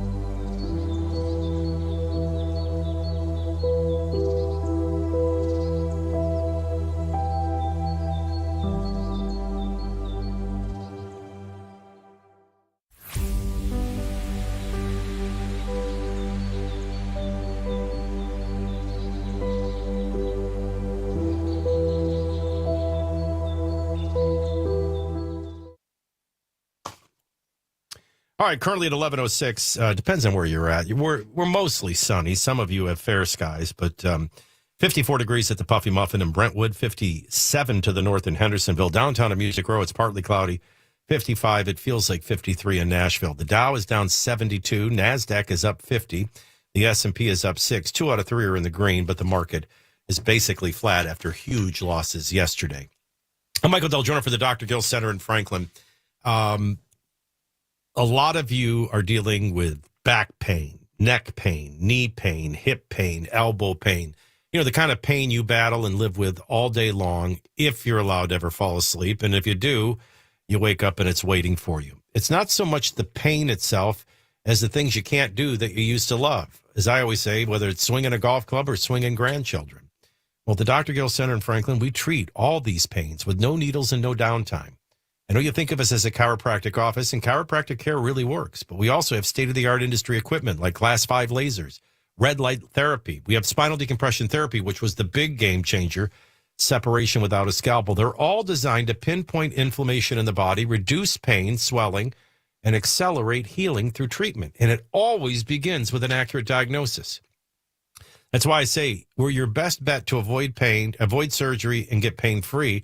But even if it ends up in surgery, we're still the best first step because $23 covers everything. It's your new patient visit, $23. Covers all your extensive exam, x-rays, and imaging. So don't do nothing. Don't settle for a pill. Call the Dr. Gill Center. New phone number, 882-4838, 882-4838. Online at callmepainfree.com.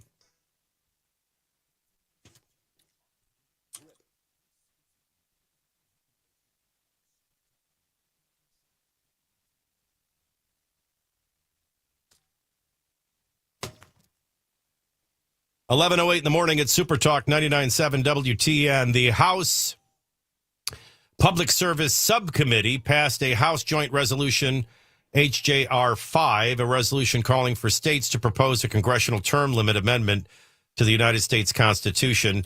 The effort is led by Representative Chris Todd and spearheaded by a nonpartisan nonprofit U.S. term limit organization. U.S. term limits can be found at termlimits.com.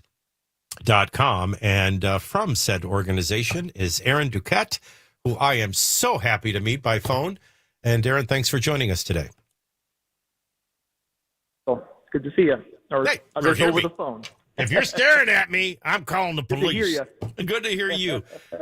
This kind of reminds me of, now I'm blank on it, the blank and blank of the states, where, you know, the states, how would I go blank on that? I can think of 3 friends right now that are so mad at me.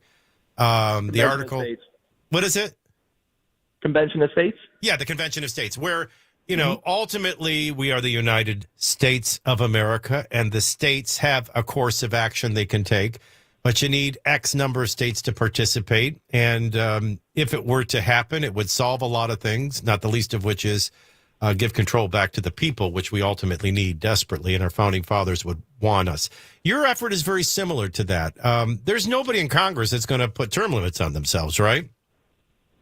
Yeah, not anytime soon anyway. And, we're trying to get the states to get together to propose one amendment for term limits on Congress.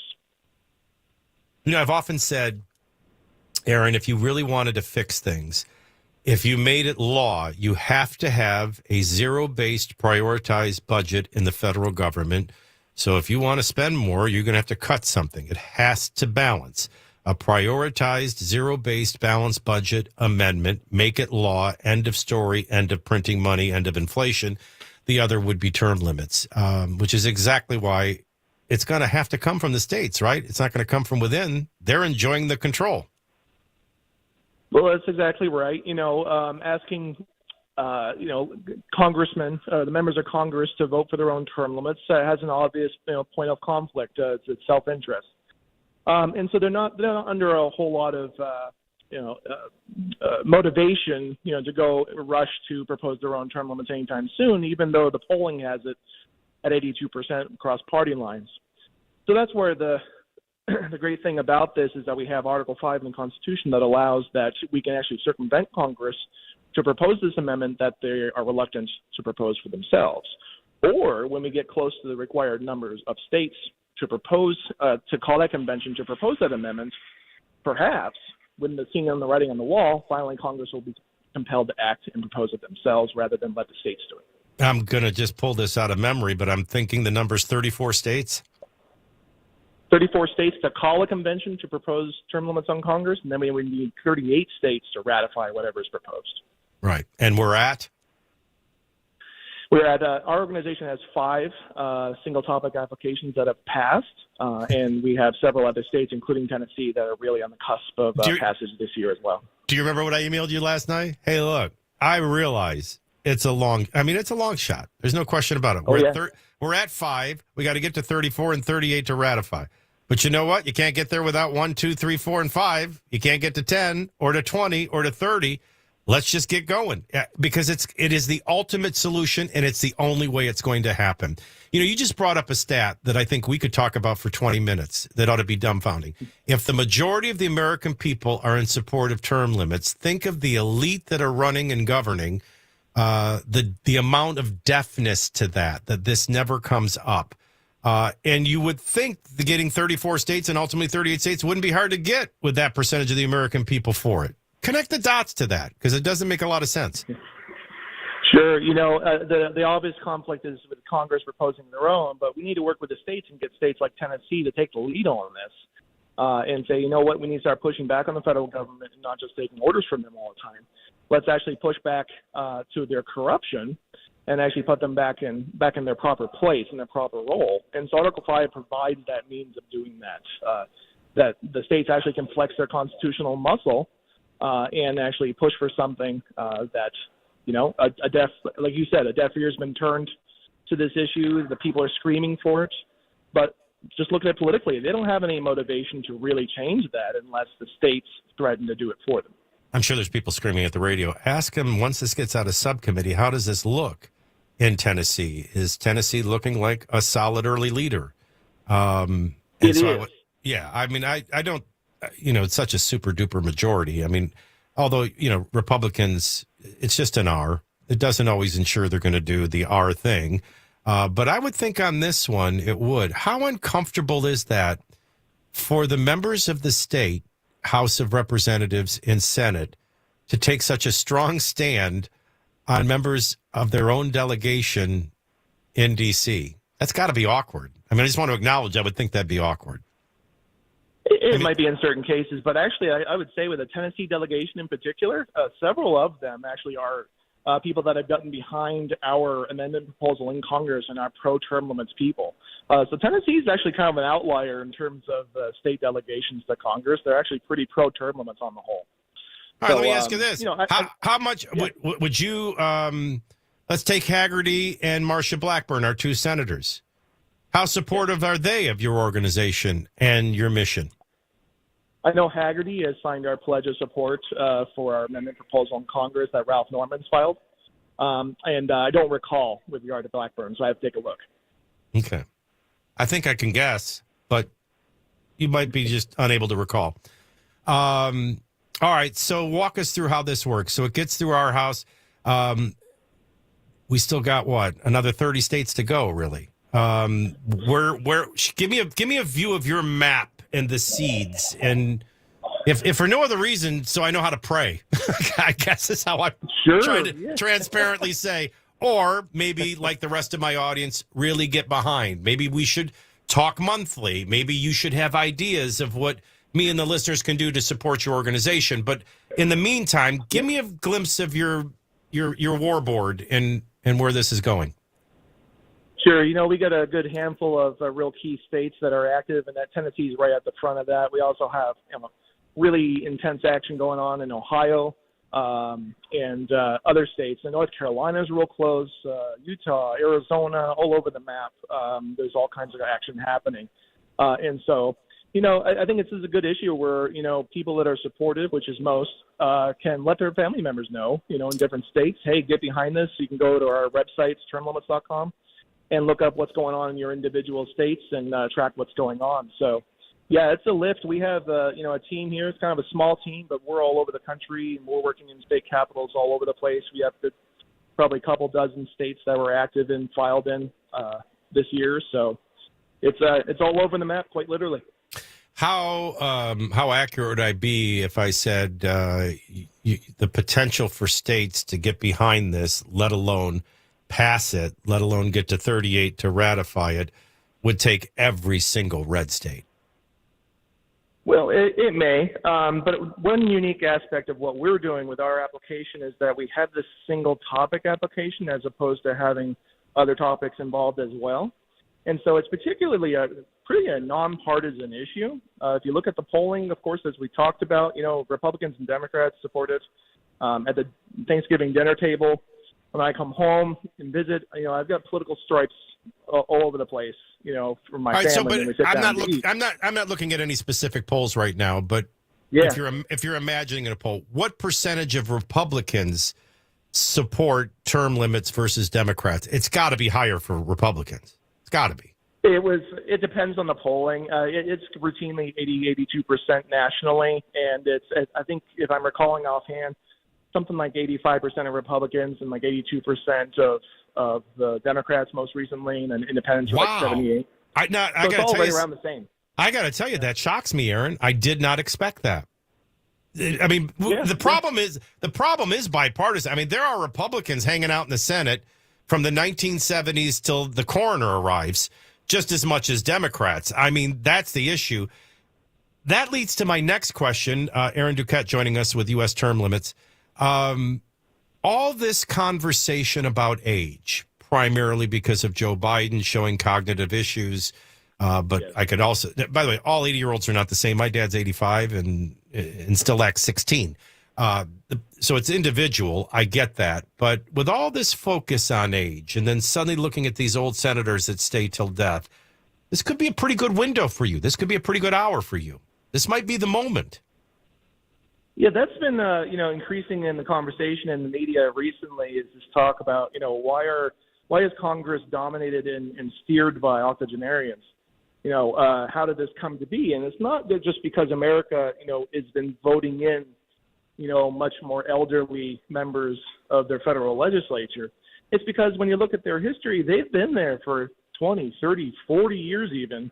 And that's how they've consolidated their power, because they have that seniority and they have accumulated that power over time. So, the fact of them being there so long and then, being so elderly in the end is a product of the fact that we haven't had term limits, forcing them to treat it like a service and not as a career. I mean, even pastors retire. You know what I mean? I understand that, the bright side that they would want to convey to you is, I'm a public servant. No, you're a career politician, but all right, you're a public servant. At what point, just go home and be a grandma? I'm watching Joe Biden this week, Aaron, and her husband's fallen downstairs on his last trip. She's saying he's got more. What 30-year-old could have flown to Poland and then taken a jaunt over to the Ukraine or yada, yada, yada. And I'm thinking a lot of 30-year-olds could sleep in a king-size bed on Air Force One and get it up and down the stairs. But at what notion they keep sending these people out?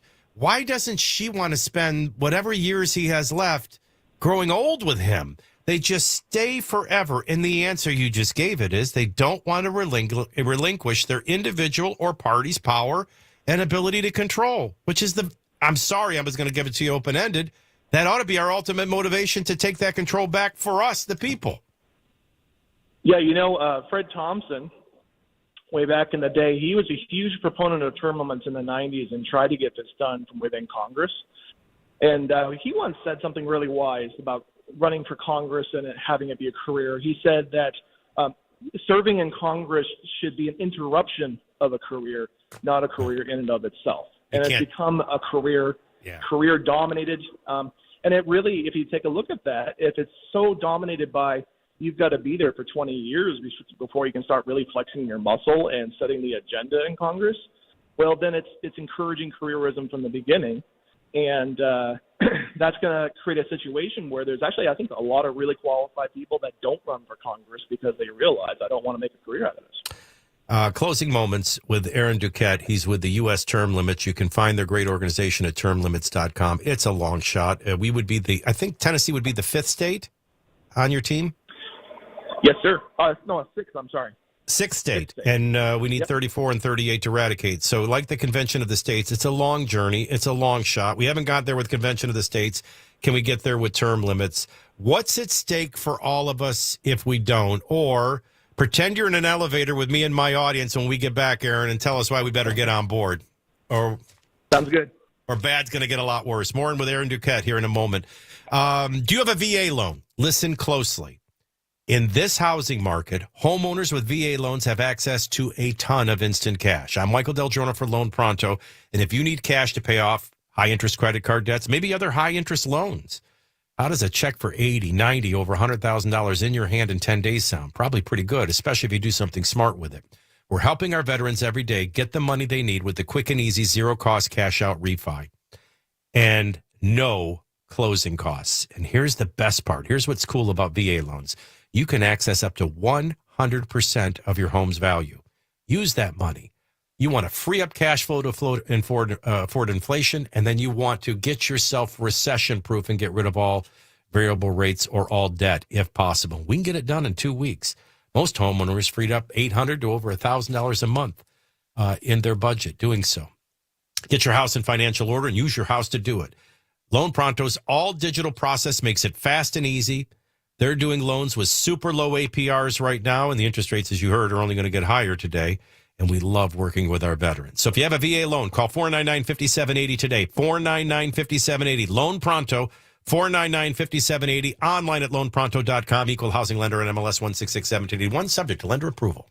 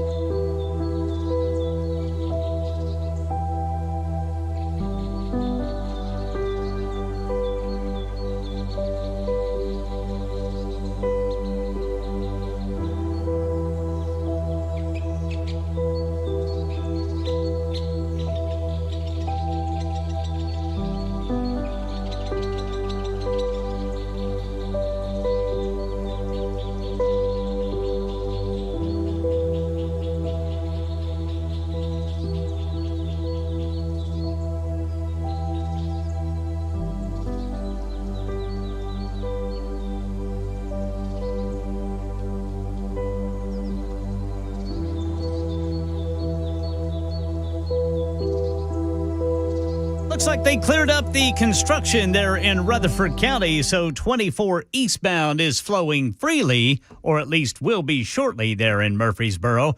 And a nearly 2-year Department of Justice civil rights investigation after the death of Breonna Taylor finds the Louisville Police Department and Metro government have engaged in a pattern of depriving people of their constitutional rights. Hear what the Attorney General has to say about that and what he has to say about Memphis coming up at 11:30 on Super Talk 99.7 WTN. The state's taking action to force term limits on federal representatives and senators. It's a long shot, I'll grant you that. But we are at 6 states, and Tennessee is getting closer and closer to being one of them. Aaron Duquette is joining us. I got to tell you, Aaron, by the way, I encourage people to go check out his website at termlimits.com. It was mostly discernment when I saw the news, and then it had mentioned your name and contact information. It was mainly discernment to understand more. But it's been a delight to meet you by phone, and my discernment is paying off.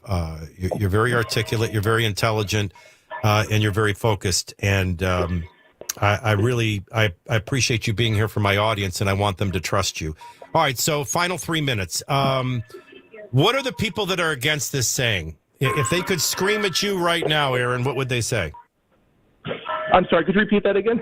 I know. Where are you? In a church bell? Yeah, I know. I'm walking down a street in Columbus, working on our same piece of legislation here. Oh, okay, in Ohio. No, what I was saying Yeah. is, what would your adversaries and enemies say? Don't listen to Aaron. What he doesn't get is this. What's their argument against you? Sure, that line comes right from Capitol Hill, and it's this: we already have term limits. They're called elections. Right. Of course, that's just a deflection, right? Everyone knows that term limits are not elections. Elections are elections. But we have stacked elections. We have unfair elections because of the really consolidated, overgrown power of the incumbency. And so I would say to this, sometimes that's thrown out and to dismiss term limits. If you don't like them, just vote them out. Well, good luck. I mean, who are you going to vote for? In our political climate, Republicans and Democrats are not going to vote for the other party too often. No. And it's very difficult to unseat them for financial reasons in the primary. And so we really need term limits to upend that process to make it much more of a fair and competitive basis for our elections and to have healthier, more competitive. What do you think our founding fathers would say of your effort? Well, they actually did talk about this 6 times in Madison's notes at the Constitutional Convention in Philadelphia. They brought up the idea of what was called then rotation of office. And in the Articles of Confederation, there was originally a form of term limit, which was rotational. So very similar actually to the kind of term limit that there is here in Ohio, where I am right now, where, you serve so many years and then you have to sit out for a while and then you can run again. And so they discussed it. But if you think about, in the late 1700s, serving in the federal legislature that they were just creating was much more of a penance than something that's a joyride. And so they really didn't see it as necessary to put that in there, nor did they do so on the presidency. George Washington stepped down after two terms, and that set a good precedent for the next 150 years. But that is not the same federal government we have today. No, not at all. Aaron, final question is what's at stake? I think the obvious, our reality, should be sobering enough for what's at stake. And to continue on this course is the definition of insanity. But what's at stake if we don't heed your call, follow termlimits.com and your effort, encourage our representatives and senators in Tennessee to become the 6th state? What's at stake if we don't get term limits? There was a study done last year that measured public confidence in our nation's institutions, from public education to the Supreme Court to state legislatures and so forth. And Congress was at the very bottom of that whole list, with 7% saying that Congress is doing a good job. And I'm not even sure that 7% wasn't just joking. And so we really need to take action. We need to stand with our state legislature in Nashville to push back on the federal government, threaten to put term limits on Congress so we can get this thing done. How can me and my audience help you? You can go to termlimits.com and check out our action there. If you go to termlimits.com/takeaction, you can actually find a way to send emails to your state rep and your state senator. And you can also look them up on the state legislature's website and give them a call. Those phone calls are heard, they're documented, and they'll definitely get on top of making sure that the legislator is hearing from you. We call this lanyap down where I come from, Nolans. Lanyap. It's a little added bonus. David Zanotti would love you, and he's heard on 200 stations across the country with the Public Square. I'm going to encourage him to have you on his show as well and help spread the word of the work you're doing. I've been on board with the Convention of the States, and I realized it was a long shot when I began, and I realized we haven't made tremendous amount of progress as of late. And I realize this is somewhat of a long shot, but it's necessary. And in a government of, for, and by the people, it's our calling to rise up and do it. And I think our founding fathers are behind you, and they'd be behind us in joining your effort. God bless you and all your leadership here in Tennessee, and do the same in Ohio today. It's very, very nice to meet you, Aaron Duquette, by phone. People, go to his website, termlimits.com. Thank you for joining us. Yeah, thanks so much, Michael. All right, God bless. 11:31, news starts now.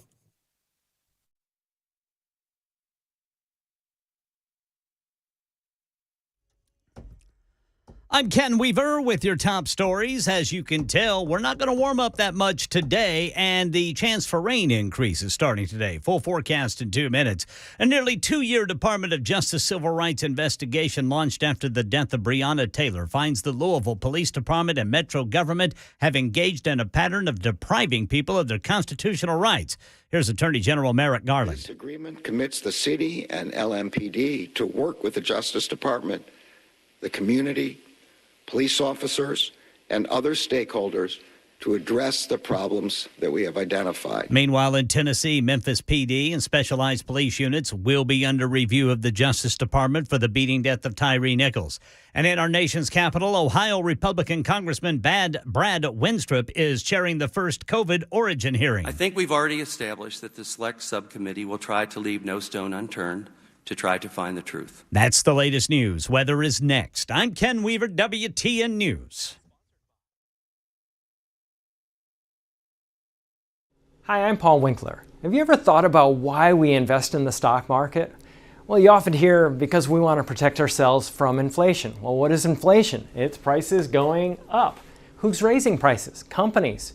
What do you own when you own stocks? You own the companies raising prices, so it helps protect us from that. The other thing is this. Think about the most successful people you know. They're typically business owners. And you get to be a business owner when you invest in the stock market. Now, if we think about the stock market, a lot of people worry about, well, what if the stock market drops and it never comes back? Well, this is another thing that I like to explain to people. If the stock market goes down and it never comes back, what does that mean? That means that earnings went down and they never came back up again. So earnings went down. If earnings go down, what else goes down? Taxes go down. If taxes go away, what else goes away? The government goes away. If the government goes away, the FDIC goes away. So think about it. Everything is built on the stock market. That's why I don't ever worry about the stock market going down. Everybody has the same goal in mind when stocks go down. Get it to come back up because we got to get earnings to come back up. Now, you have two things at your control to get earnings to come back up. One is sales. We can change what we're selling or sell more of whatever we have if we can. And if we can't do that, we can reduce our expenses. And that's exactly what companies do. You'll notice that they lay off people when things get bad, and hence that is why the stock market has recovered from every downturn throughout all of history. Now, if you want to learn more about our approach to investing in financial planning, go to paulwinkler.com and set up a free 15-minute phone call or call 615-851-1950.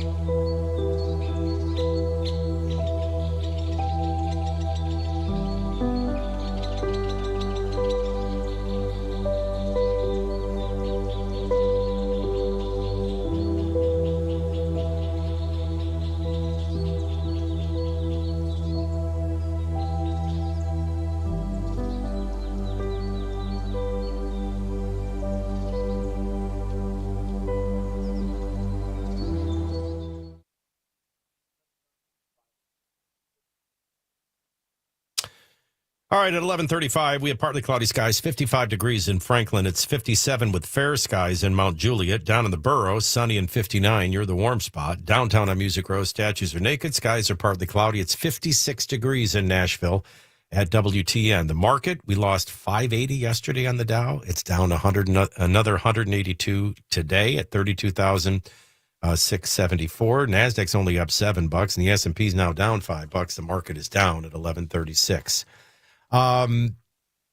Jeff Eddy's Efficient Heating and Cooling of Tennessee. That's the only person that's worked on my air conditioning and heating for, I think we're going on 14 years. And the reason is simple. Far and away the best and far and away the most affordable. And I've told horror stories that I was having. A home that wasn't able to keep up with the air conditioning, and I spent $1,000 here, $500 here with people that did nothing to solve it. And finally, a contractor told me about Jeff. He spent about 9 hours, told me exactly what the problem was, redid the air duct work, and then it was like $500. And I was like, well, why is it only $500? He goes, well, you can pay me more, but that's all it was. And that was it. That was the beginning of our 14-year relationship. Now, I've done maintenance every year in the spring on my air conditioner, in the fall with my heater. Can't exceed $125 a home, no matter how many units you have. And you get that back in energy efficiency, but you also ultimately save hundreds avoiding repair and thousands avoiding early replacement. But I've done it all with him. Maintenance, repair, and replacement. Simply the best and the most affordable. They do residential, light commercial service, all brands, all technologies, conventional and geothermal. They're an elite pro partner with Rheem, a diamond contractor with Mitsubishi, and A+ rated by the Better Business Bureau. Whether it's maintenance, repair, or replacement, trust who I trust. You'll be grateful. Jeff Eddy's Efficient Heating and Cooling of Tennessee, 784-4424, 784-4424, online at efficienthvac.net.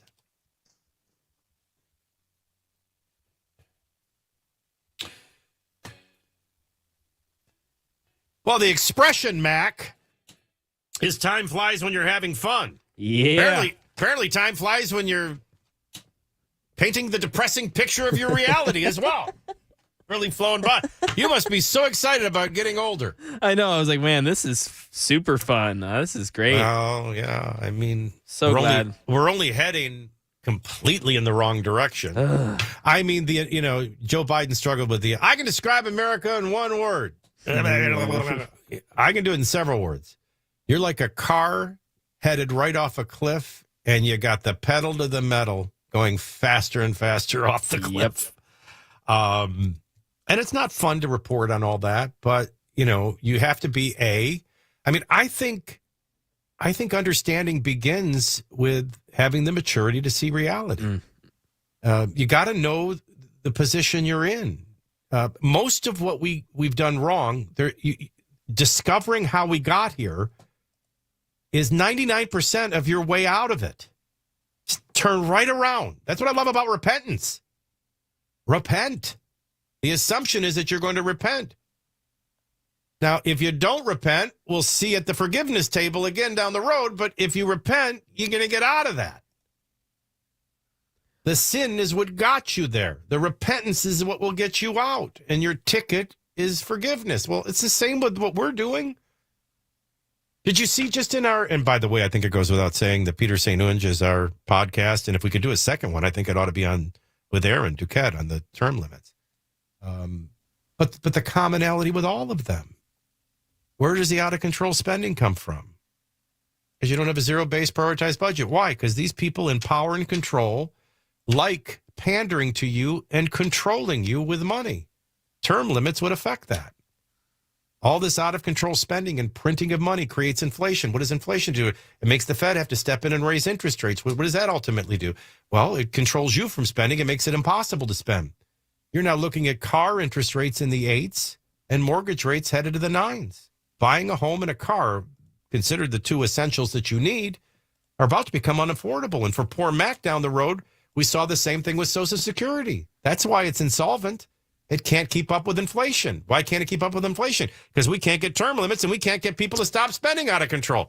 I mean, somewhere along the line, somebody's got to shoot straight with you.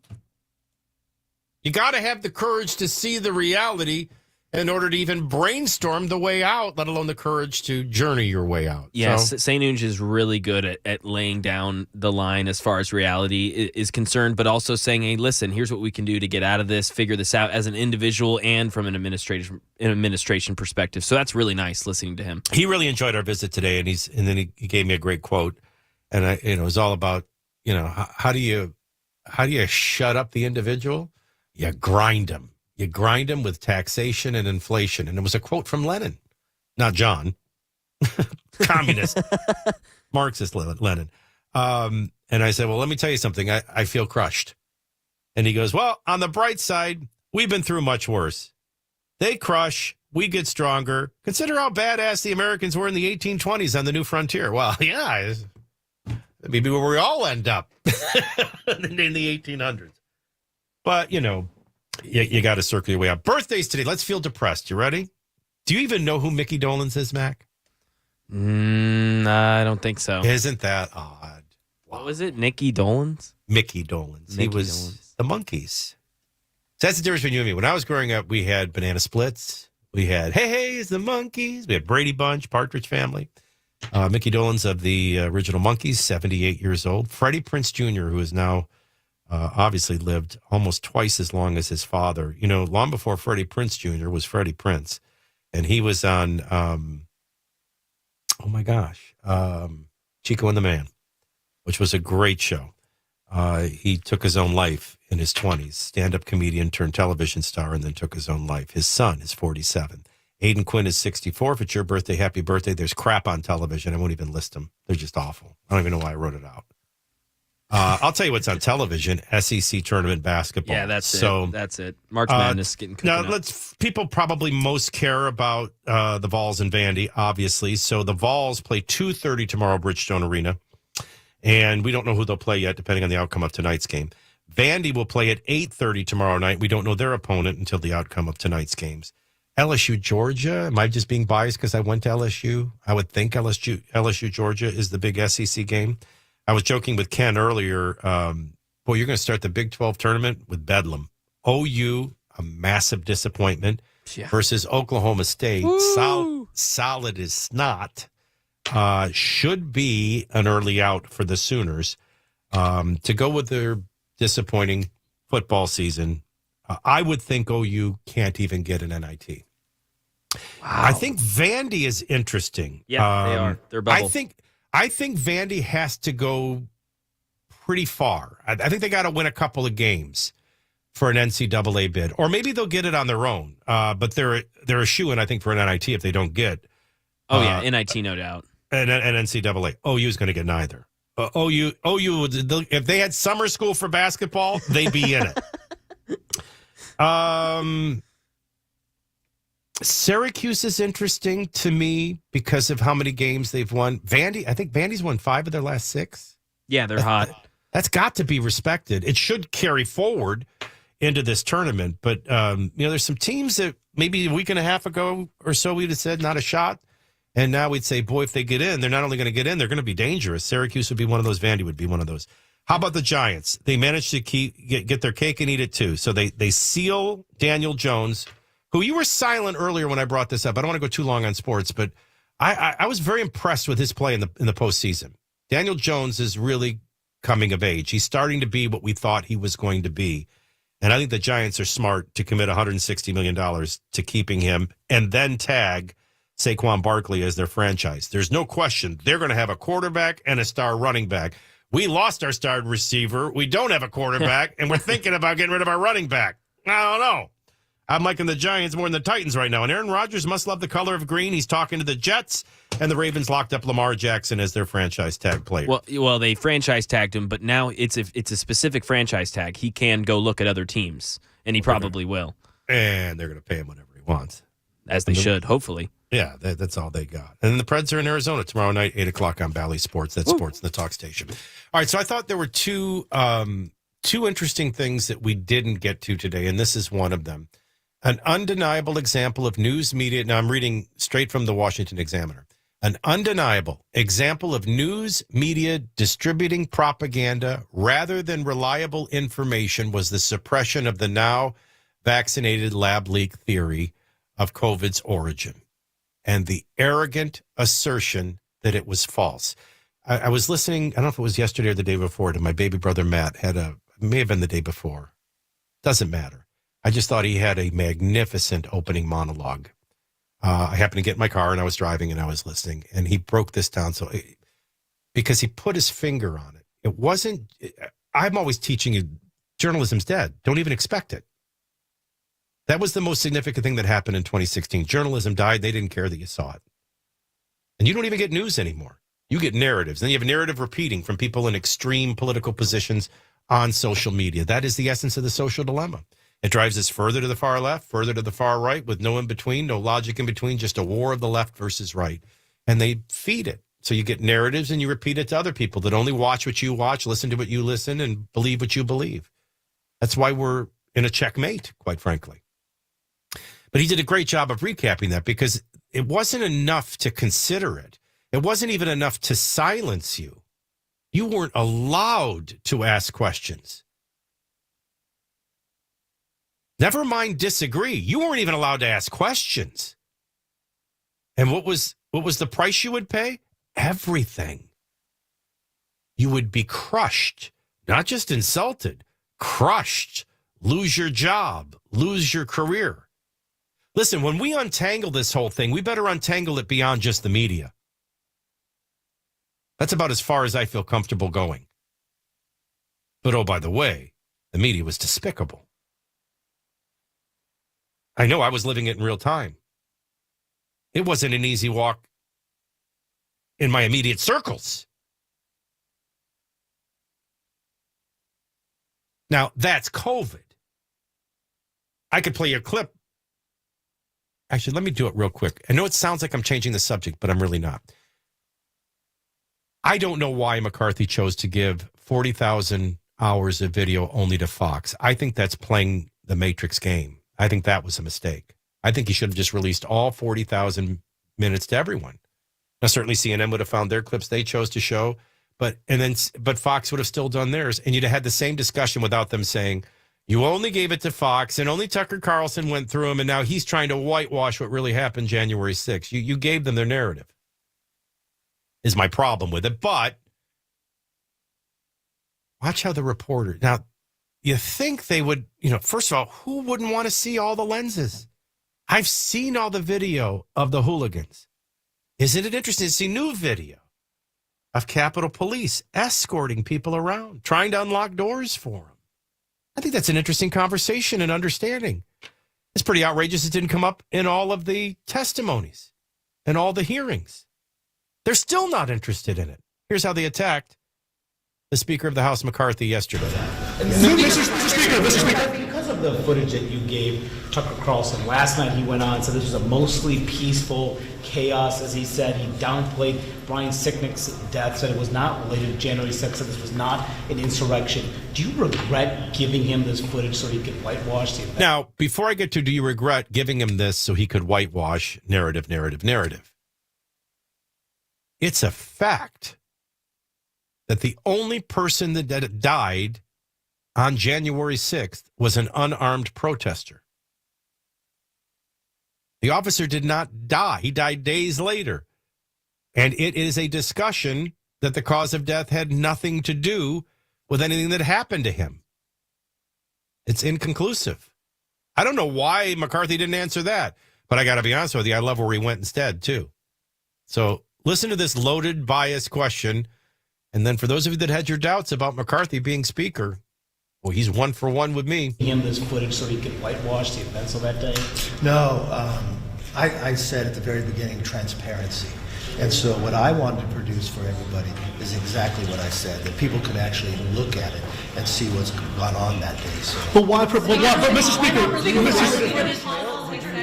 Portrayal of what happened that day? Look, each person can come up with their own conclusion, but what I just wanted to make sure is I had transparency. Do you believe because I know in CNN, I had here where you guys actually broke where we were. This was a secret location, Fort McLear. I don't know if you got concerned by that. I don't even know from point of view of security if we could ever be taken there again. But when you broke that at CNN, that was a real concern to a lot of people. I had a real concern also when I wanted to make sure transparency. Look, the officer's death is tragic, and anytime an officer is passed in this situation, I want to make sure they're protected. I want to make sure the transparency goes forward. Mr. Speaker, the reason I played that clip is that's the same undeniable example of news media distributing propaganda rather than reliable information. They don't even have reliable curiosity. So it's not limited to COVID. The death of journalism in general, mixed with a social dilemma. People through technocracy and through social media, being in a very extreme, polarizing positions. All driving us further and further apart, but worse, further and further away from the truth. So the most hopeful thing on a day full of bad news I can tell you is 67% of the people, when it comes to the COVID leaked from a lab in Wuhan, were not surprised. Somehow in the midst of all this, people are still able to find the truth. And they know who's lying to them. That should make their days numbered. I'm Michael DelGiorno for Blue Umbrella Medical of Middle Tennessee. I know a lot of you are frustrated getting no answers and no relief. What makes Blue Umbrella any different? Well, Dr. Jay Hitson and her team of talented physicians, including an MD, are different. We think you deserve answers, and we're not going to stop till you get answers. So you're going to notice state-of-the-art lab testing to provide those answers. Then once we get an idea, then we want to use very advanced diagnostic equipment to get to the root cause. That's what we want to address, the root cause. And then we use cutting-edge regenerative treatments to address them. Neuropathy is a great example. It's acute, chronic, and crippling. And most MDs will tell you there's nothing they can do, and it's probably going to get worse. We're going to use that state-of-the-art, cutting-edge regenerative treatments after we've identified the root cause, and we're going to stimulate, reactivate, and regenerate the damaged tissue and nerve endings. That's going to bring immediate and long-term relief. It's what makes us different. Actual health care with real results. Innovative, integrative health solutions. So if you or someone you love or care for is suffering from neuropathy, contact Blue Umbrella Medical Center of Middle Tennessee today. Set up your free consultation. 610-6937, 610-6937, or online at bluumbellamedical.com.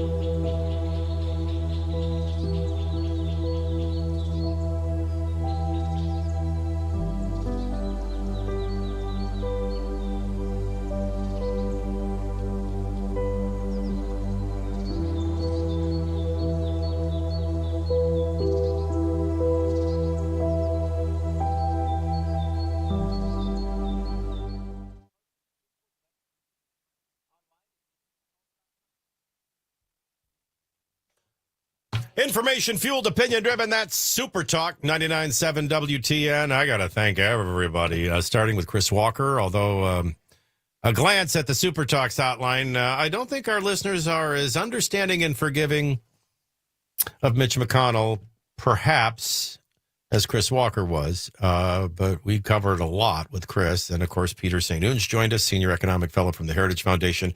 And I really enjoyed meeting Aaron from termlimits.com. Closing moments.